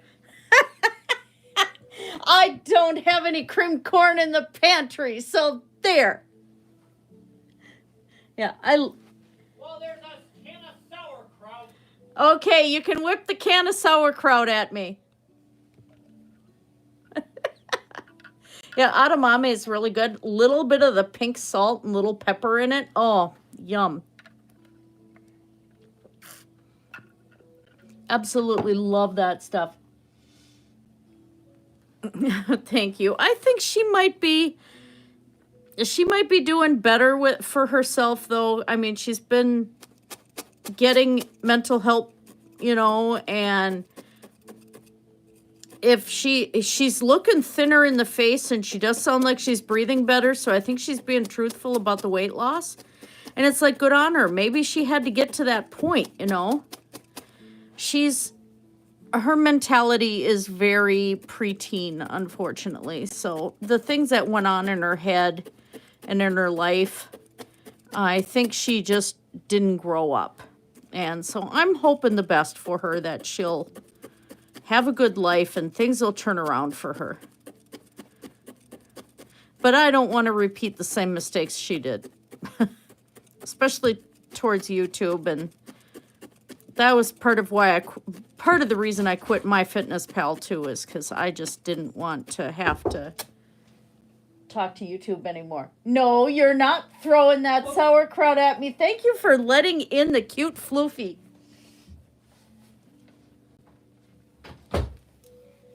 Well, hi, Balam. You gonna let me pick you up? Probably not. Just a second, I have to remove a feline. Because the felines like to rip apart Mommy's wool projects. And there's string in here. Oh, that's just fun stuff, isn't it, huh? All these string things. I don't know if we can get you on camera. You're awfully pretty. Everybody needs to see how pretty Balam is. Let's see. There's the Balam. That's our Maine Coon. Oh, no. Stay put, so they can see you. Look at those feet. She's got Cookie Monster feet. It's all the fuzzies between the toes. And she's only 10 months old, guys. She's going to get a lot bigger and a lot floofier. And she's really solid. She's not fat. She's just huge. Okay, I'm going to get her out of the room here. Oh, he's so pretty. Yeah, see the pretty girl. Okay, Wraith, come here. That can of sauerkraut is ready. Let's have one more cat. Let's have one more cat. There's Wraith. Say hi, Wraith. Yeah, I know. You want down to explore. American Bombay toys. You got the black jelly beans. Yeah, this is my Bombay. Huh. He's Mr. Drool. Okay, all right. That's enough cats.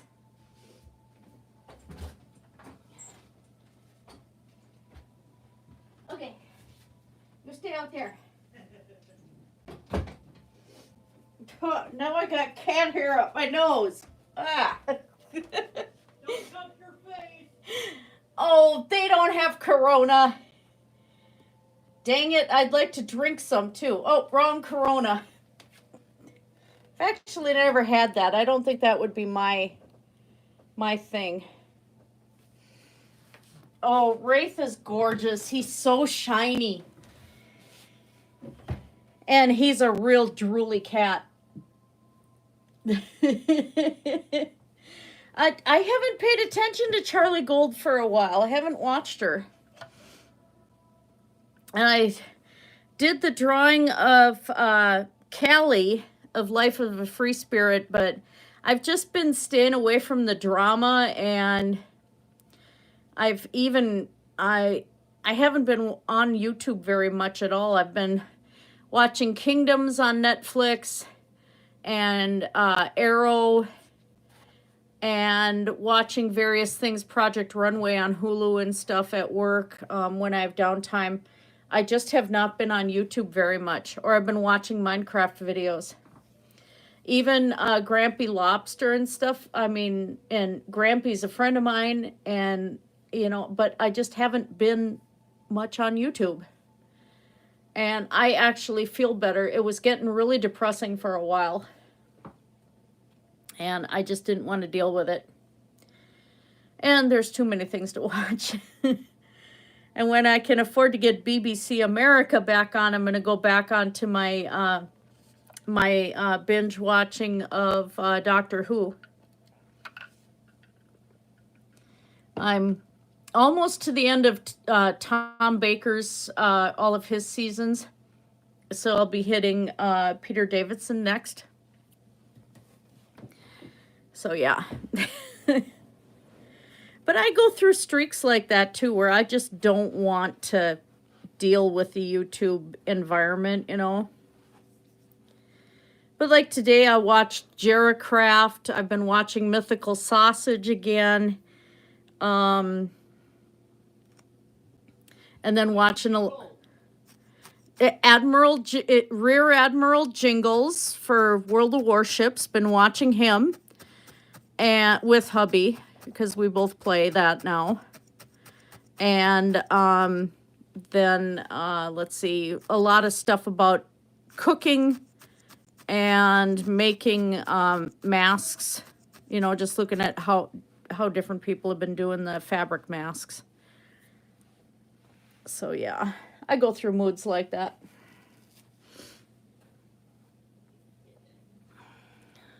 We got to build you up a little bit of a shoulder on that side too, don't we, huh? Yeah, getting that foot attached. He'll have some flexibility, not a whole lot, because I didn't wire him. Her. That's right. Where is my white? That's red. What did I do with my white? Oh, right there in the big bag, maybe? Like in the really huge bag with all the white in it? The white could be in there with all the white. Actually, from what I heard, that's not exactly the healthiest thing to do, bleaching your teeth, because that will, over the long run, wreck your enamel. Just because your teeth yellow a bit doesn't mean that you don't brush them and you don't take care of them. And sometimes, you know, they're a lot stronger if you don't do the extra stuff like that.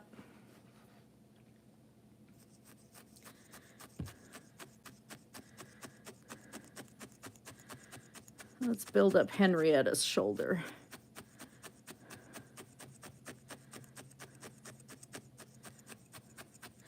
I think she might be related to Snaggletooth, and she's the reason that Snaggletooth has only one tooth right now. They got into a little tussle. That's what I'm going to tell Grampy Lobster, because he has Snaggletooth. Well, his wife does. I might just leave your paw down like that, one up and one down. That's kind of cute. See, sometimes the wool tells you what to do.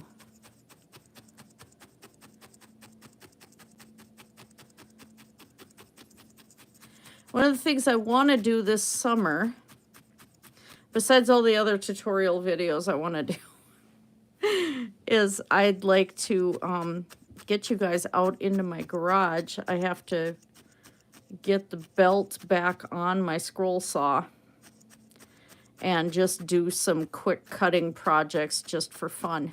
There's something different about my scroll saw, and the reason I want to do this is because it's got a tractor seat on it, metal tractor seat, and you have to sit on it and pedal it in order to get the saw blade to go up and down. It's not powered. And so I think that'd be kind of fun to show that off. I got that from somebody at the Renaissance Festival years ago.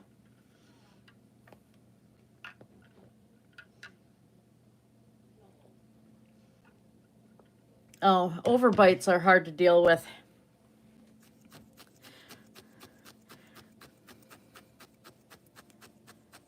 If it is that difficult to deal with, you know, I just see what the dentist can do with it. It's worth it. You'd probably be able to eat better too, you know, as far as being able to chew better and stuff.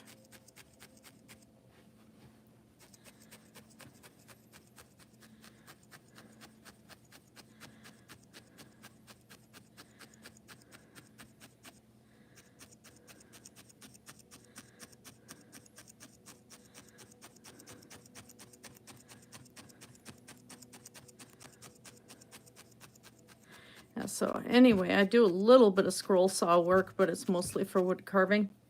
And it's the saw I have, so, you know, I'll cut out shapes that I need to and stuff. And I want to get back into doing that again.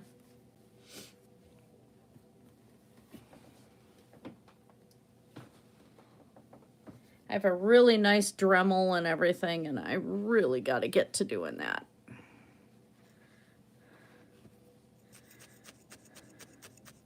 Get a couple more walking staffs made and some more witches' wands.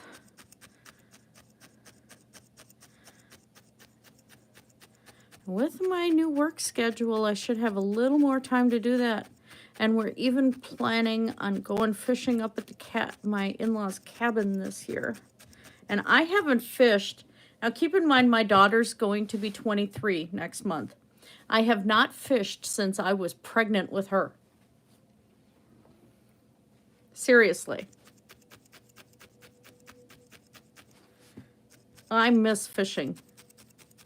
I used to fish with my stepdad. We'd go and stand on the edge of the Rum River and just fish off the shore. And I caught a Shimano rod and reel doing that. Like, oh my God, I have a bite. And I pulled out an entire rod and reel out of the river. Oh, I love Auburn.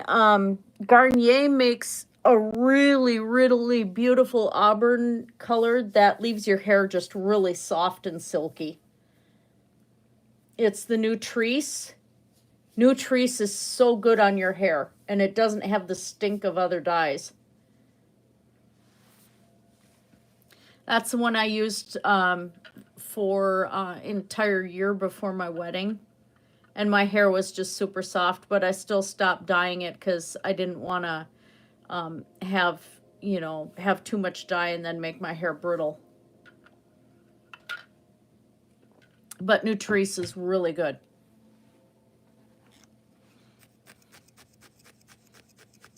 Although Auburn's going to look like you've sacrificed several virgins. I think henna would make, a real henna is going to make your hair a really dark brown. There's fake henna out there. You don't want to use the fake stuff because that's all chemicals that are actually not henna. And some of those fake henna dyes, you don't know what those chemicals are either because they don't exactly list them. And they don't come from the US. So I would go with a big brand of just a natural hair dye. You know, like I said, Nutrice or something like that. Or go with a real henna dye from India, but you gotta make sure it actually has real henna in it. But no, it won't make your hair red. Not the real stuff. You need a little coverage right there, don't you? Huh.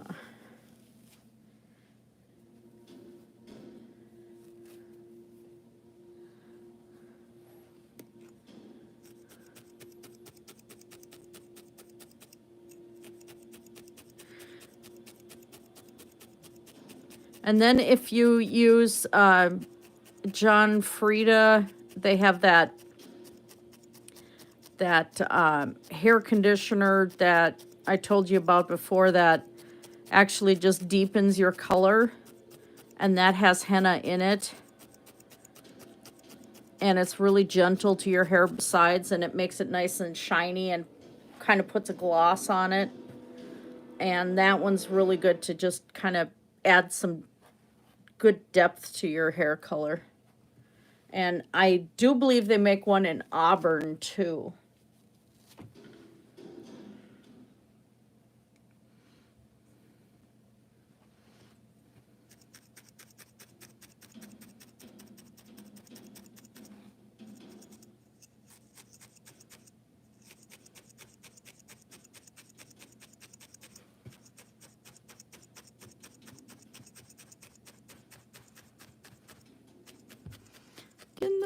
down the body. Woohoo!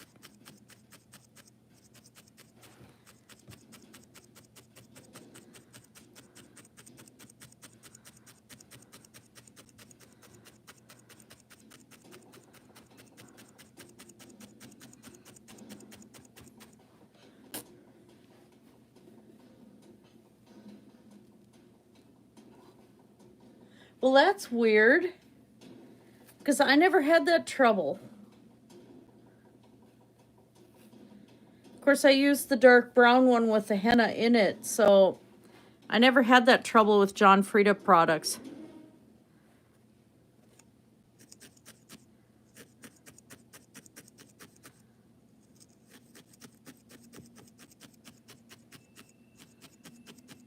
But then again, that was the only product I was using in my hair. You know, I'd dye it, and then that was the only thing I was using. But the only time, well, actually, no, I didn't use it because I only dyed my hair red. So I still have the bottle sitting there. So yeah, I was just using it straight on my hair without any dyes. And it's really great for that.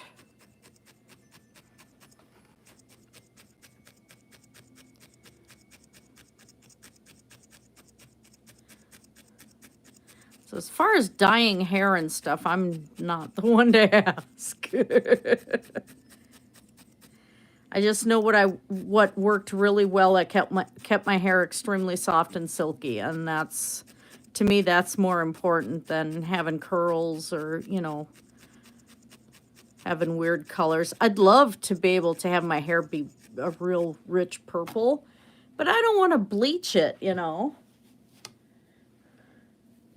You'd have to bleach it in order to lay the color down, and I don't want to do that.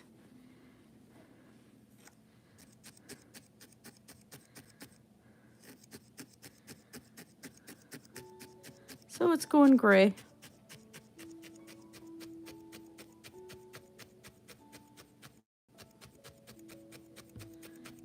But, you know, I like going into the crone stage of my life, you know, the maiden, the mother, and the crone.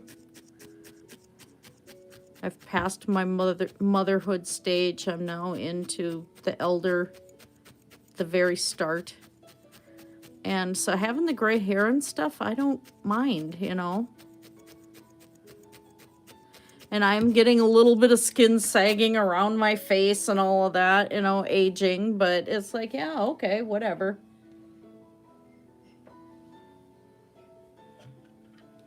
Hi, Rachel.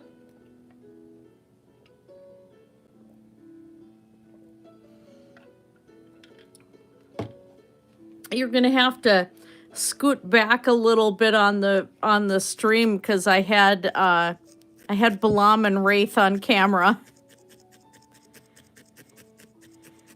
It was an escape of a Maine Coon into my art room.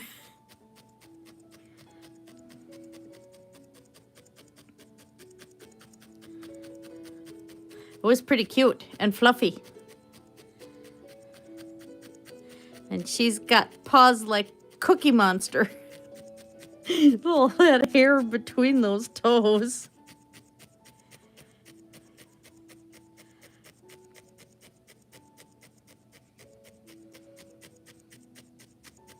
Her sister has almost short hair on her body and then long hair on her tail.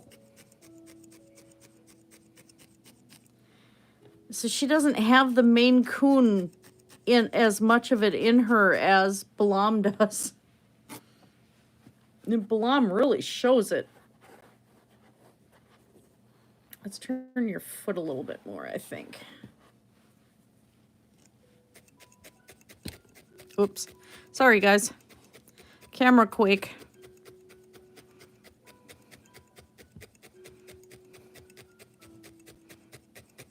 And just when you thought that cooking with Kay was scary because she cuts the vegetables in her hand, here I am going this close with a needle to my hand. Just realized that must have looked a little terrifying. Yeah, that's better. And then she'll have the legs underneath of her this way, so she'll sit up nicely.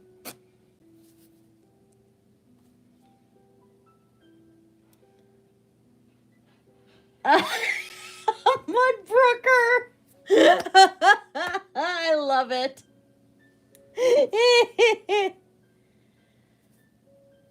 I'm having a pretty good night, Rachel. I'm doing this while I have the energy before the next collapse of my energy happens. Back to bed. No, not yet. Okay, we have to do the plug. Don't forget your Bob Ross positive energy, guys. Woohoo! Hi, Bob.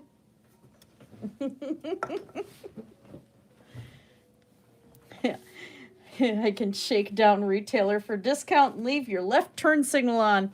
I got 2 years before I can do that. I'll be 53 this year. Oh, 2.5 years.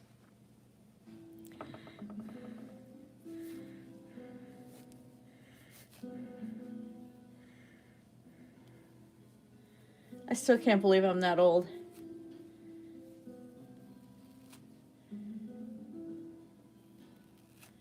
Okay, well, you have a good sleep for me. Oh, wow, 6 inches? I couldn't do that. I would cry.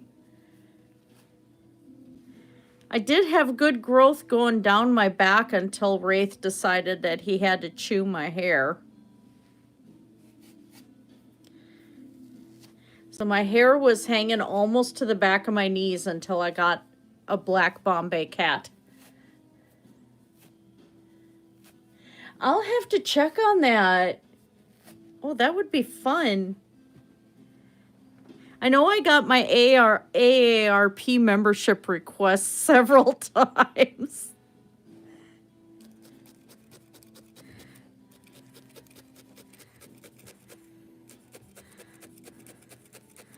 The first time I got that, I'm like, oh my God, are you serious? I'm that old. Getting the AARP requests. Sorry, had to move that. I was banging it. Okay, good.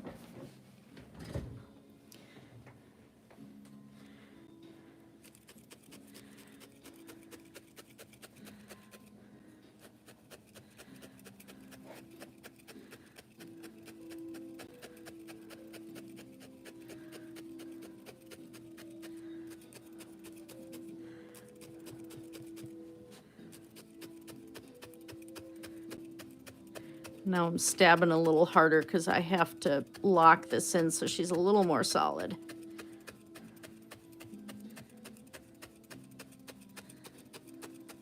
Snaggletooth sister.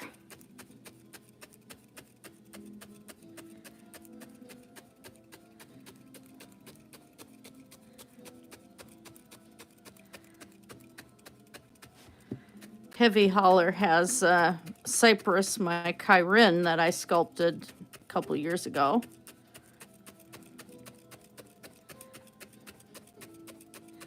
Lady from England has a little green sleeping dragon that I made.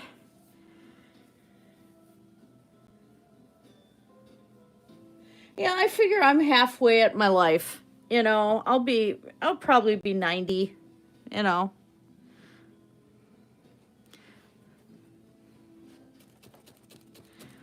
I want to enjoy life. It's way too early for me to leave life, you know. There's so many things I want to do yet. But it was so weird on my 50th birthday to have to go to a friend's funeral that day. I was like, everybody knew it. That was there. It was a huge funeral. But it was so weird, you know. And that just kind of really showed me the realities of mortality, you know. It was just a bizarre experience. I suppose other people would be weirded out, but I was like, huh, yeah. Well, this is different. I wasn't expecting this.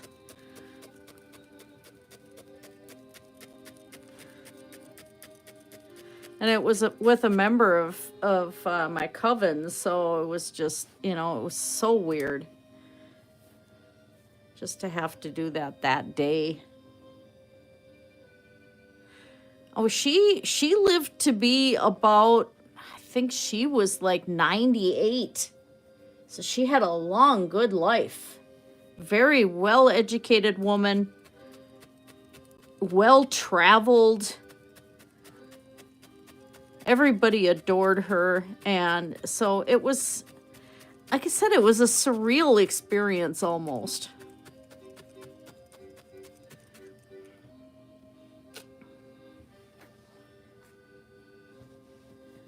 But she had a really, really good long life.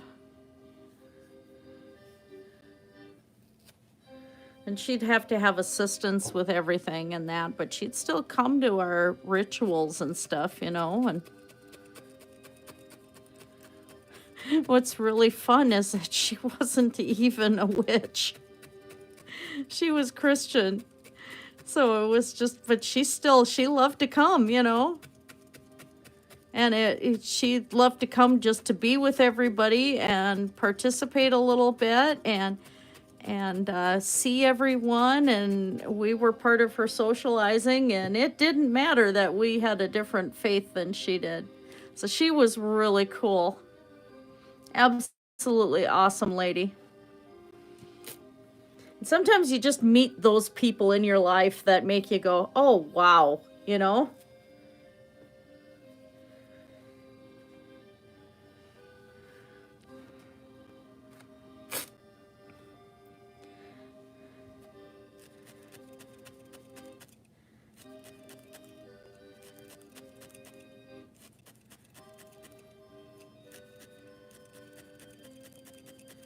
There we go.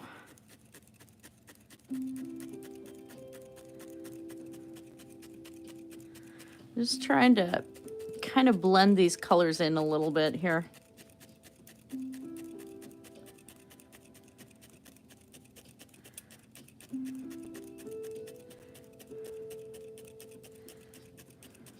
There we go.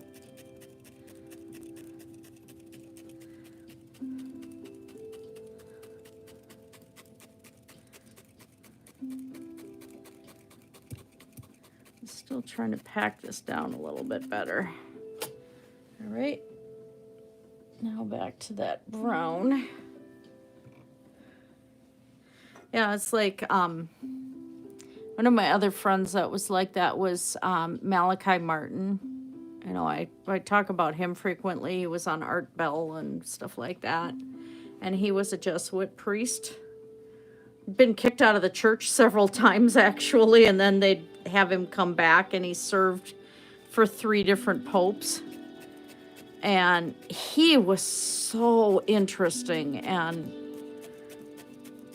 it was really hard when he passed away.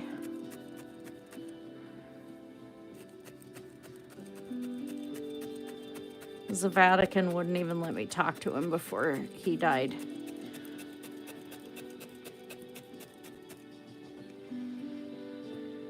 But, you know, it was just like, just such an interesting person. I've been very lucky to meet people like that, that just make you go, wow, I know this person, this, you know, there's just something about them that's so incredible.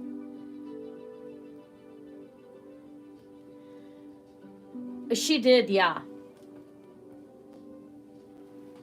The lady from the coven had real interesting stories.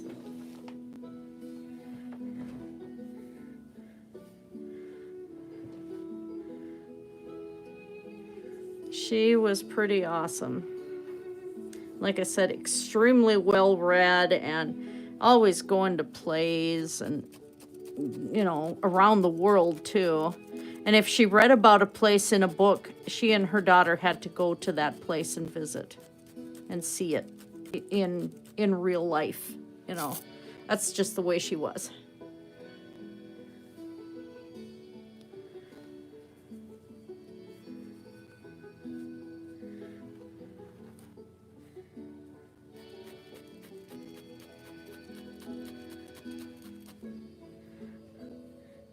I got that paw tucked in there a bit much.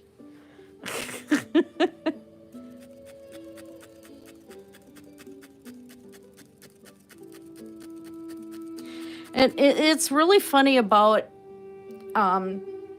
some of these pagan circles and stuff that you go to, like, and pagan events, is we're all very accepting of people from various religions. And it's kind of expected that we're that way.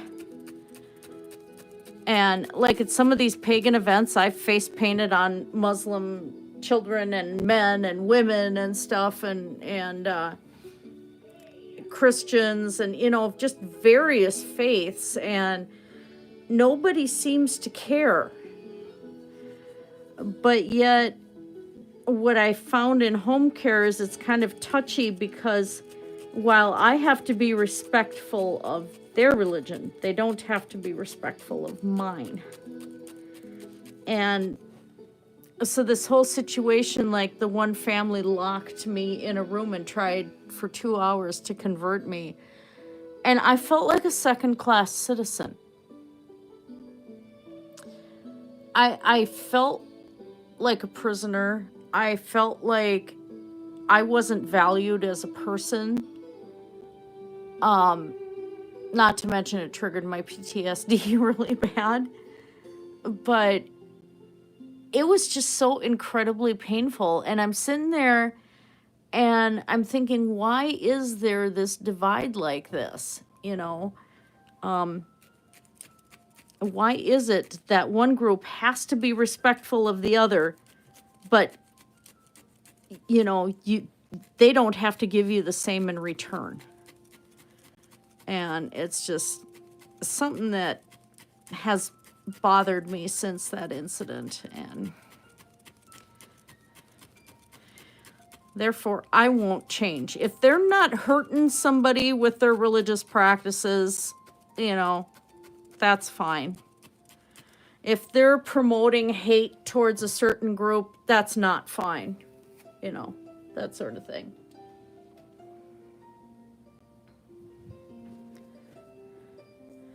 Like this whole anti-atheist thing, like G-Man and others promote, I think is absolutely disgusting.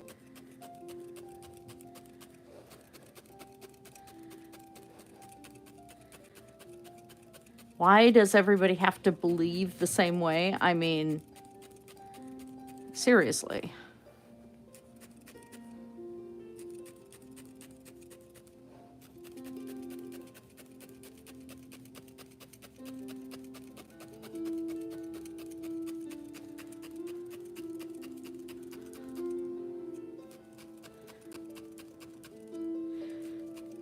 I'm an egalitarian, and I'd say religious freedom and freedom from religion at the same time.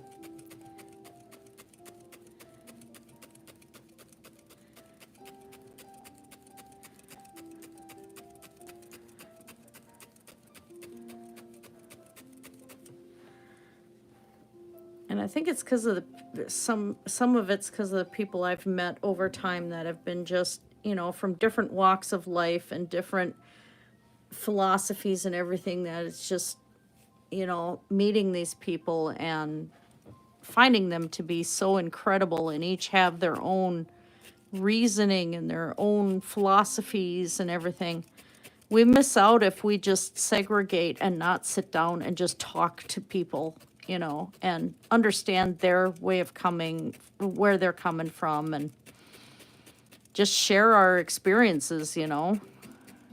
But some people don't want to do that. There we go. Getting it. I'm gonna do a little more black there yet.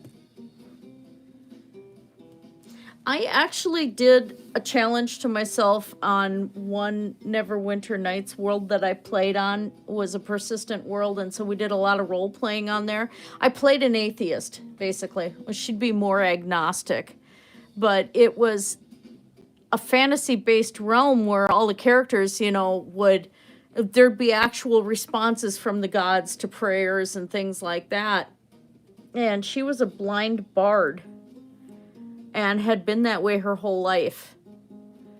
And she just never thought, you know, that the gods were a thing. Maybe, you know, but she had even met some that she didn't consider them gods.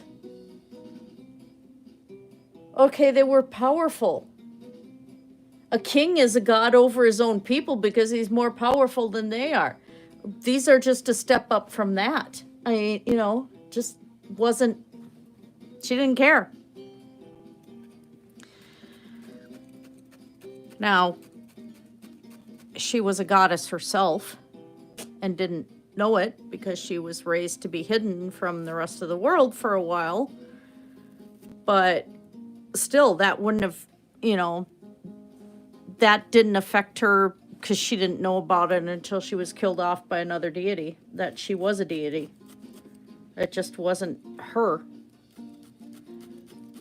But she didn't believe in them. And so I understand that. It's like, you know, just because you don't believe in something doesn't mean that you're bad for it, you know. Are we bad because we don't believe in the fantasy unicorns? I'm specifying that because if you look at unicorns, it's actually a rhinoceros.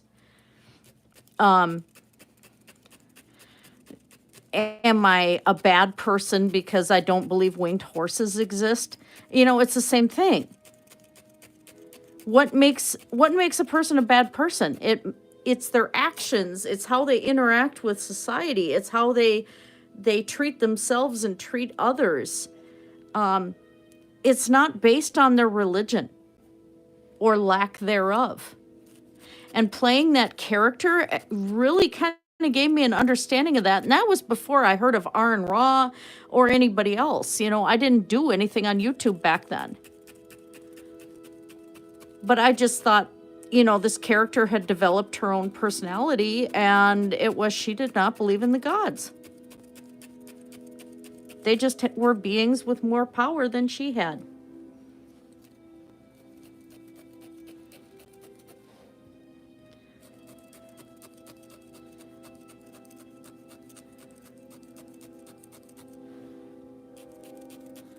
I'm not atheist, but there's nothing wrong with atheism. It's just not believing in deities. No, that's all there is to it.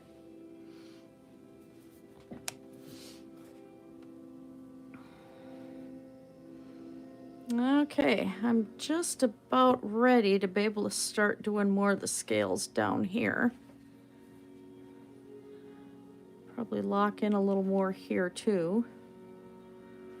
She's coming along pretty good though. And then I'll be adding more splotches down her back too, I think. And she's looking pretty good. There's where I'm missing red. So let's add that.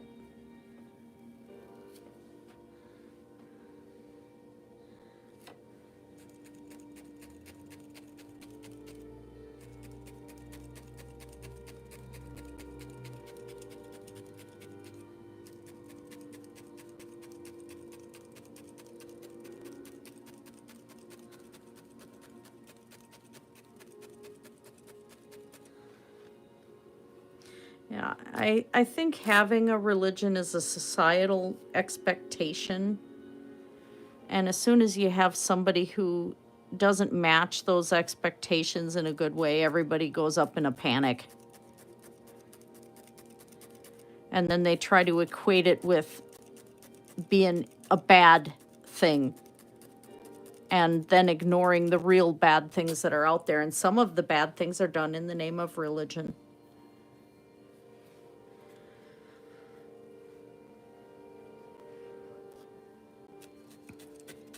But if they look at that, then they have to look into themselves. And it gives them less reason to, you know, be superior over somebody else. And that's where I have the problem, is where people use religion to be superior to someone else. That disgusts me. I forgot a claw. You're missing a claw. Huh, shall we give you a claw? I think you might want one.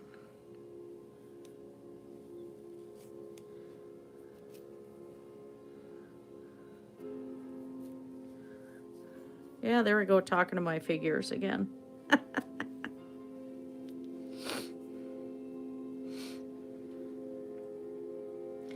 It's fun. One just has to enjoy oneself.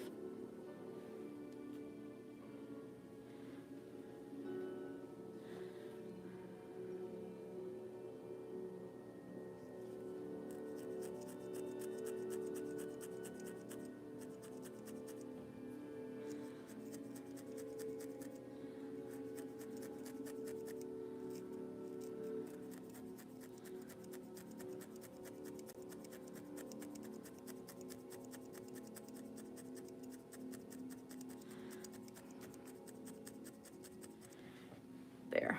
You have a claw now. All right. I think we're going to do more red down the body next, and then I can come back at another time and do the details.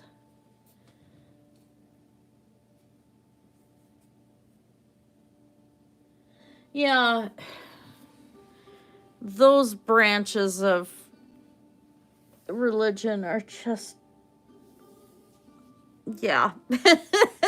Yeah, that's about all I can say on that one. Yikes.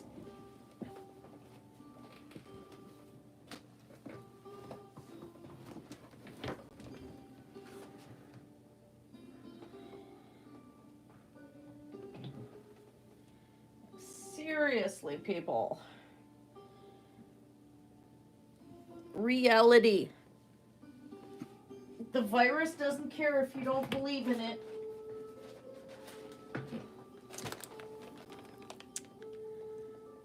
That's not a bad red.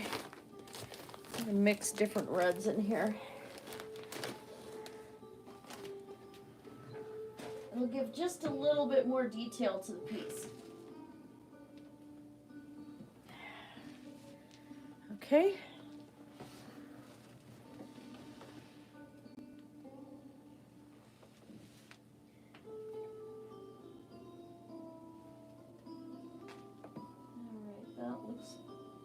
That's what I've got.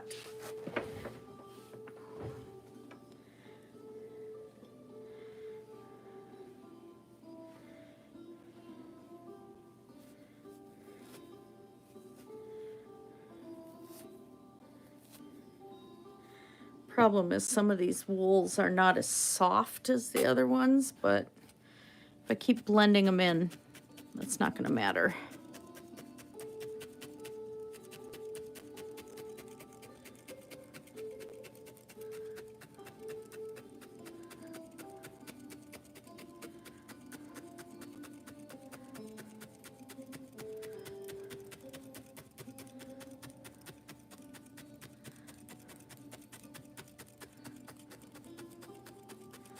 What's gonna be fun is how I'm gonna figure out. I have a wooden egg around here and I want to paint that and do some metallic work on it or something. I'm not sure yet, to have her guarding her egg.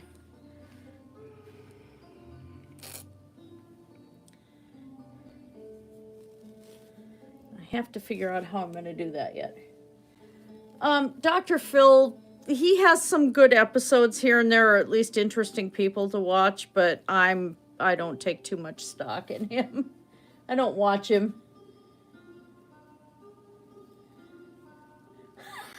Mudbrooker. Here I have a box of snakes for you. Hope you enjoy.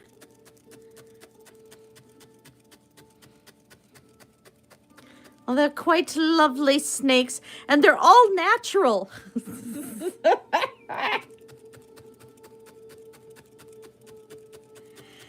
That's one thing I have been watching on YouTube is the anti-MLM stuff. Like the doTERRA and Young Living and all of that stuff. And it's like, as some of them will go, and I'm doing this and it's all natural and natural stuff can't hurt you. And I'm sitting there thinking, arsenic, deadly nightshade, rattlesnakes. They're natural.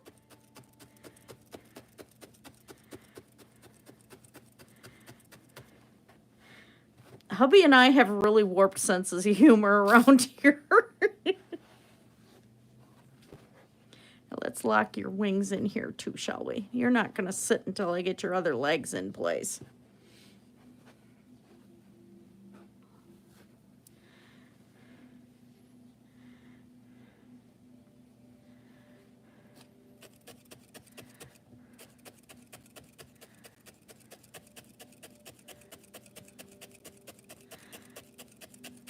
I'm just doing a thin layer here to blend this in so that the soot color stays in place.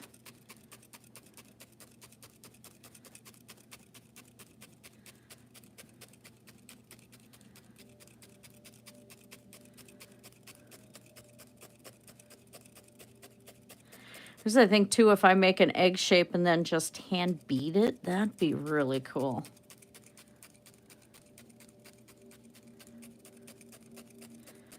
I think the wooden egg would be really cheesy. Unless I do it like one of the metal dragon eggs from Game of Thrones. But it doesn't make sense for a dragon like this one.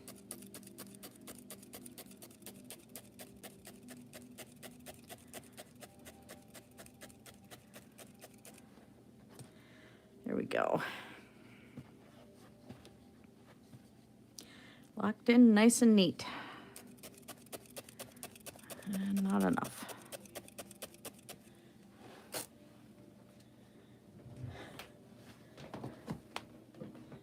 STDs are natural and vegan. STDs are natural and it doesn't matter if you eat meat or not. Asbestos, belladonna, destroying angel mushrooms.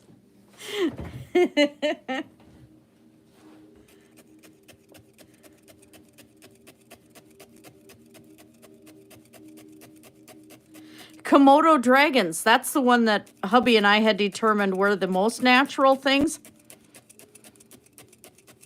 You don't want to get bit by a Komodo dragon. I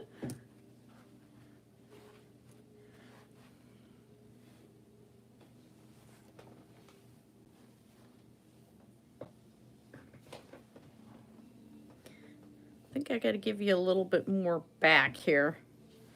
So we're working on the area I didn't really sculpt in. I'm going to need some more dimension right here.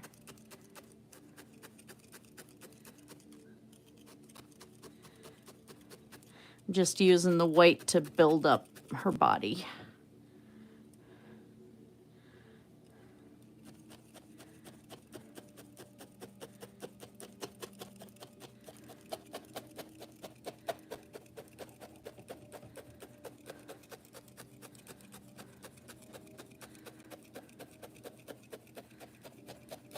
Oh, by the way, everybody. Oh, yeah, right. Although, you know, some of the places in Wuhan province from some of the documentaries that I've seen over the years, though, when they're raising bats in their own houses in the upper floors for food and they're raising swallows and stuff, and it's like guano everywhere, and that's 24/7, and they're living in these houses with these animals, you kind of wonder that we haven't had more diseases spread. You know. But anyway, today is Tezcatlipoca's 45th birthday. We're having a stay-in birthday today.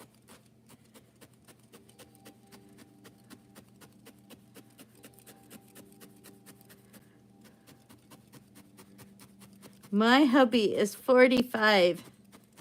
I am a cradle robber. He's 8 years younger than me. So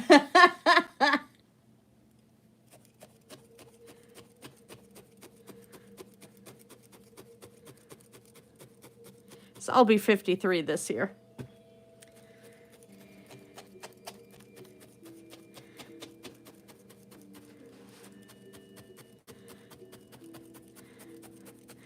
Yes, I'm trying to give her a bustle butt. No, just a little more butt though.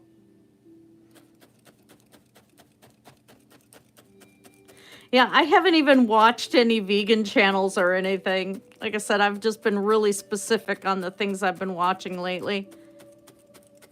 Little bit of FabFit geeky here and there, but it's not anything I'm super interested in lately. And I go through those stages.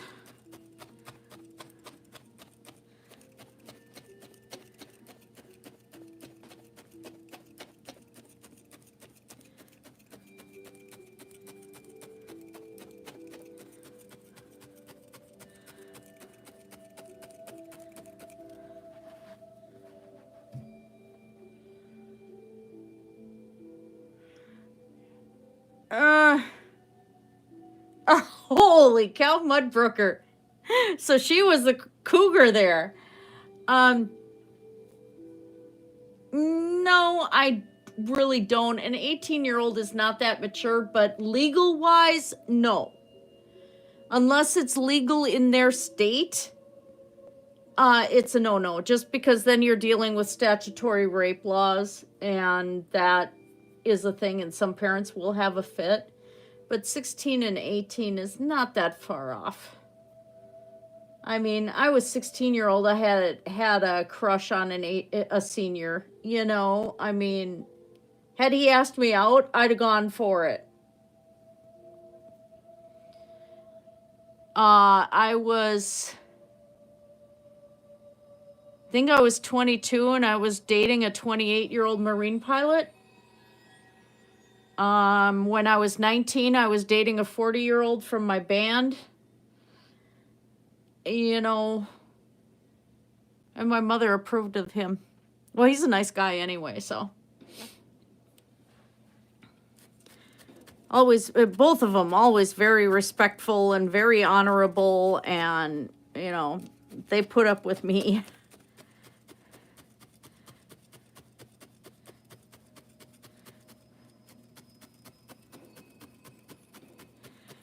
But, yeah, 16 and 18 I don't find as bad of a thing. I would just be more concerned for the 18-year-olds' protection that they don't, you know, get in legal trouble over it. And it depends on the teenagers, too. I mean, if the 18-year-old's a really nice person, as a mom, I wouldn't have an issue with that, you know.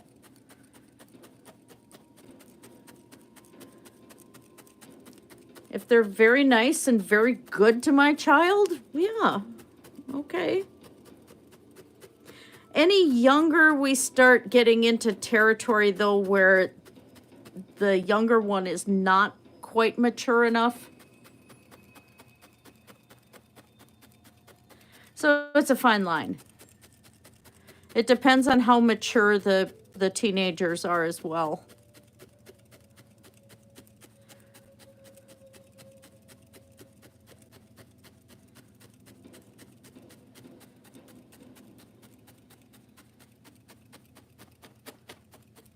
But like for a while, you know, I had that issue with my own child because she was dating somebody 2 years younger than her. And it's like, well, now, you know, now that you're 18, we have this problem to deal with. And yeah, didn't end up being a problem, but it could have been. And so I was very concerned that, you know, she'd be legally safe, you know, so.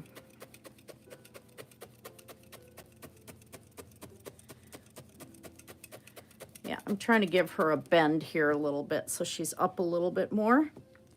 There we go. Yeah, it does depend on the state.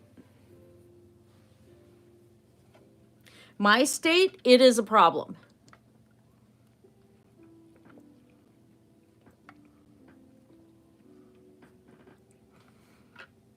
And it can apply to gay lesbian relationships just as much as it can apply to heterosexual relationships. So that's a thing to consider too. Sorry, just lotioning my hands again.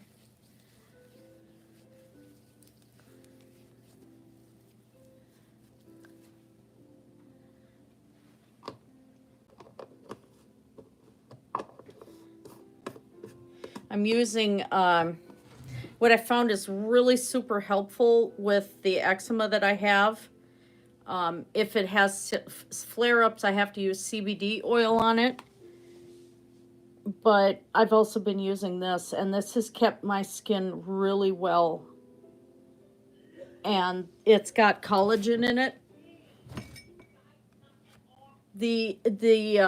It's a little more expensive, but I mean, my eczema, my skin will sheet right off my hands, and it's a painful, bloody mess. And then I can't close my hands and, you know, or move them and stuff. And since I started using that, it's like fantastic product.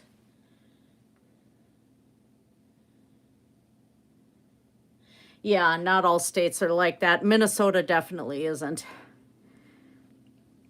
I think I'll give her a little bit more hip after I get her hind legs done. One more set of legs. Yeah, I think so. And at least get the black down her belly first, because then I can just attach the legs after that.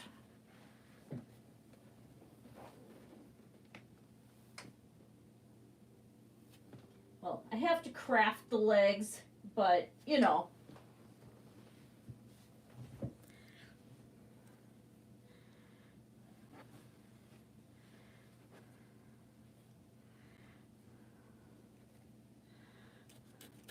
Here's the nice thing about the roving. I'm going to be able to use this whole thing all the way down her belly.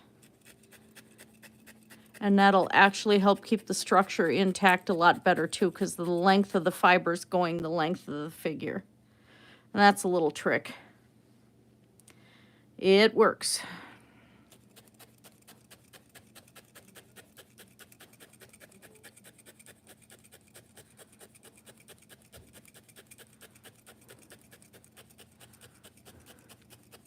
I'm going to get this done, and then I will probably have to go make a late supper for us, because we both are still, even though hubby's not driving right now, we're still on a fairly night shift schedule.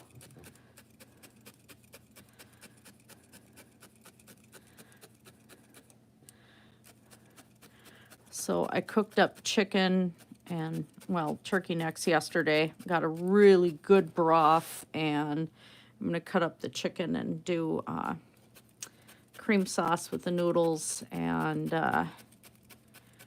some vegetables in there. Use the broth to cook the noodles in, and I have this really good Parmesan cheese that not only tastes nutty, but it's sweet too. And it's a more expensive Parmesan, but I won't buy cheap Parmesan cheese anymore after having this one. It's so good. Religion, Sadie. That's all it is religion. There's one group of people trying to take control over everybody's, what they do in the bedroom and stuff like that. And while I think that abortion is being used too much, it's a form of birth control, which is not what it should be. It should be a last resort. But because some areas, birth control and education and sexual education and that is not the way it should be, a lot of women find that that's a last resort. And they don't know that they could have prevented that pregnancy in the first place. A lot of these people who are against abortion, though, are also against birth control. Keep that in mind. But yet they're against programs to help these children once they're born. Especially if they're to poor parents, these children will not get assistance from the government to have good schools, to, you know, to have food, things like that. The help stops after the baby's born. And it's fought against by the same people who are anti-abortion. So that's something you got to keep in mind. It is about controlling people and just pushing their religious ideas.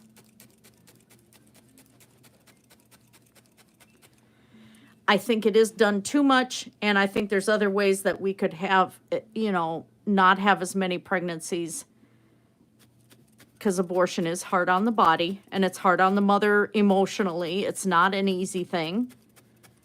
I've miscarried. That was hard enough. I can't imagine. Well, yeah, I can. Because at one point, I thought I was pregnant, and I got to myself in such a state, starving myself and exercising and bicycling 50 miles a day, and I was skin and bones until the one day I think I had, I thought I was pregnant, and I think I had just, my body just kicked it out. I'm not going to describe how, because that was just gross. But, yeah, that was really hard on me. Because had I let that happen to term, that one would have been born on my birthday. I was not in a mental state to have a child. And I was young besides. And that wasn't even my choice, that I thought I was pregnant in the first place. I couldn't say to anybody what happened to me at that point because I had no support. And there's a lot of women in that state now that have no support, no recourse, anything else. And so, yeah, it should not be up to some religious group somewhere to say that abortion should be disallowed or anything like that, because then women start taking desperate measures and they die. I could have died. You know, it's, no, it needs to stay legal. We just need to have better programs in place for protecting women and for keeping them from getting pregnant in the first place, if they do not want to be pregnant. And then the numbers of abortions would go down. And that includes health education, that includes sex education, and that includes having birth control measures that are readily available and free to those who can't afford it, you know. And that would take care of a lot of it. And we wouldn't have this argument. And we wouldn't have this discussion. And yeah, the things I'm saying on camera here, I'm not ashamed to say. If people know about it, that's okay. Because I've said it, you know, I've talked about it before to some people, but yeah.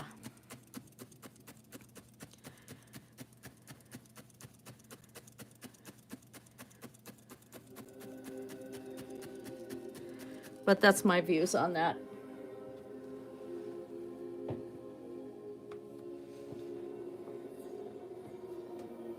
Oh my God. Yikes, Mudbrooker.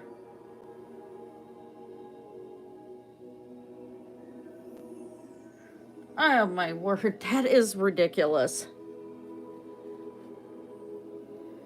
That is really crazy.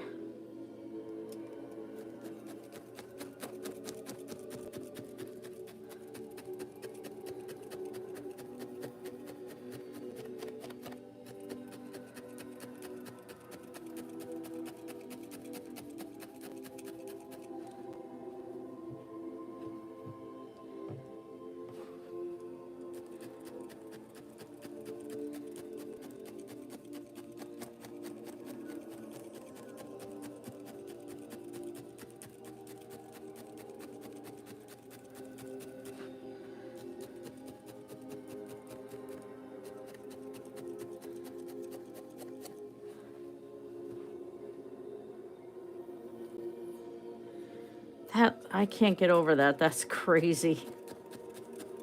Wow.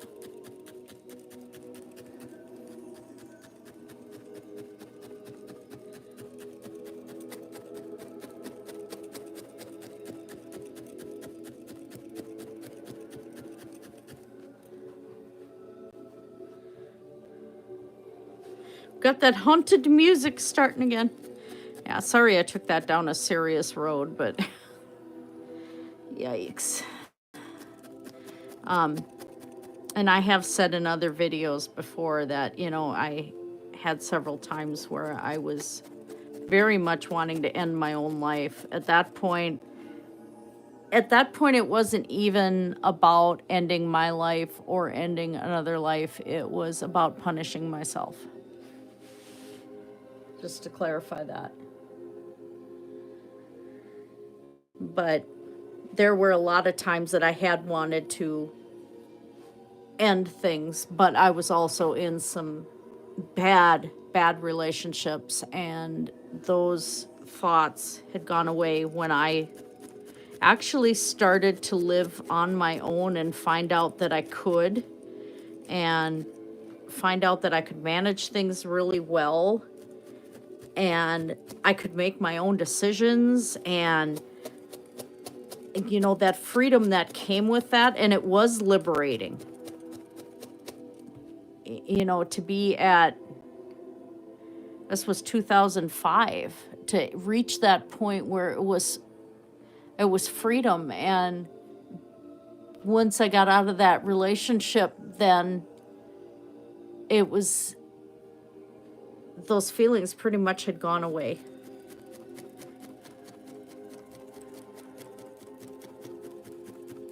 And yeah, I did have my religion, my religious freedom besides, because I didn't have to worry about, you know, what my ex was going to think or anything. He knew, but, you know, he brought it up in court and everything.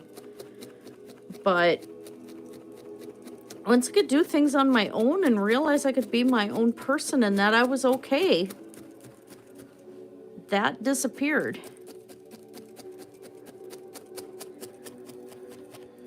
Those thoughts of wanting to, you know, end things just kind of went away. And I think that's the place I had to be, was somewhere safe emotionally and physically. And now I wouldn't change things, you know. I would change, if I could make the MS go away, yeah, I'd change that. Oh my God, I would change that in a heartbeat. That's not fair to my husband to have that.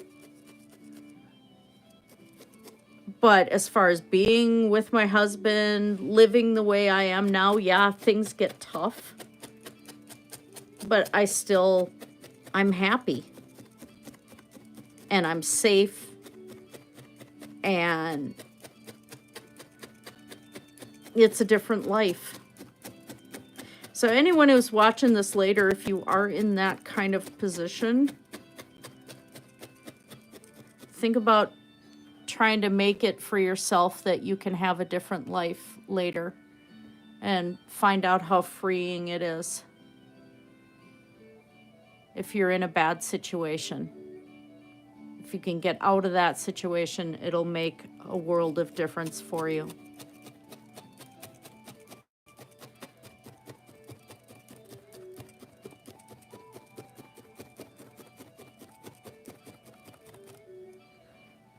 And therapy. I've had therapy too. I can't lie about that. I have had therapy.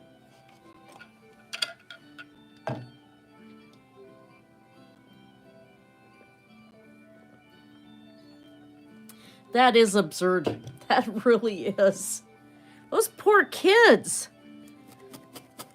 I mean, holy cow.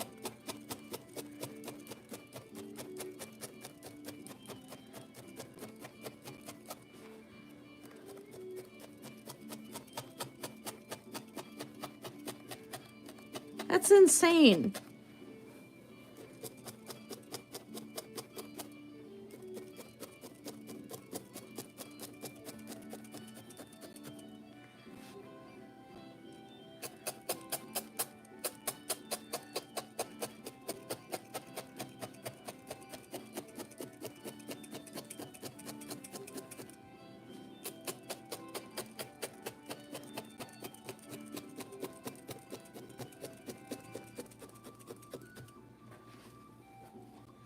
You see, I'm working up the length of the fabric that I'm making here. And it's helping lock everything into place. And this figure's already a lot more solid.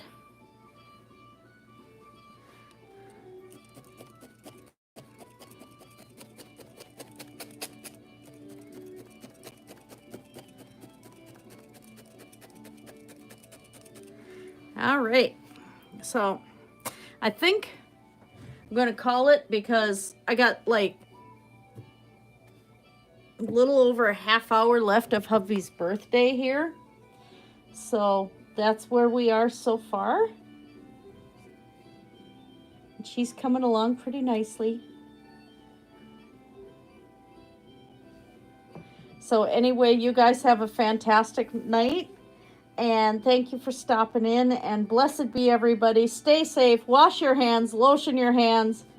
And, you know, only be close to those who are in your household in the first place. The ones that you love. Yeah, I did. Good night, everyone. Blessed be. Oh, one more thing. Don't forget Bob. Bye, Bob.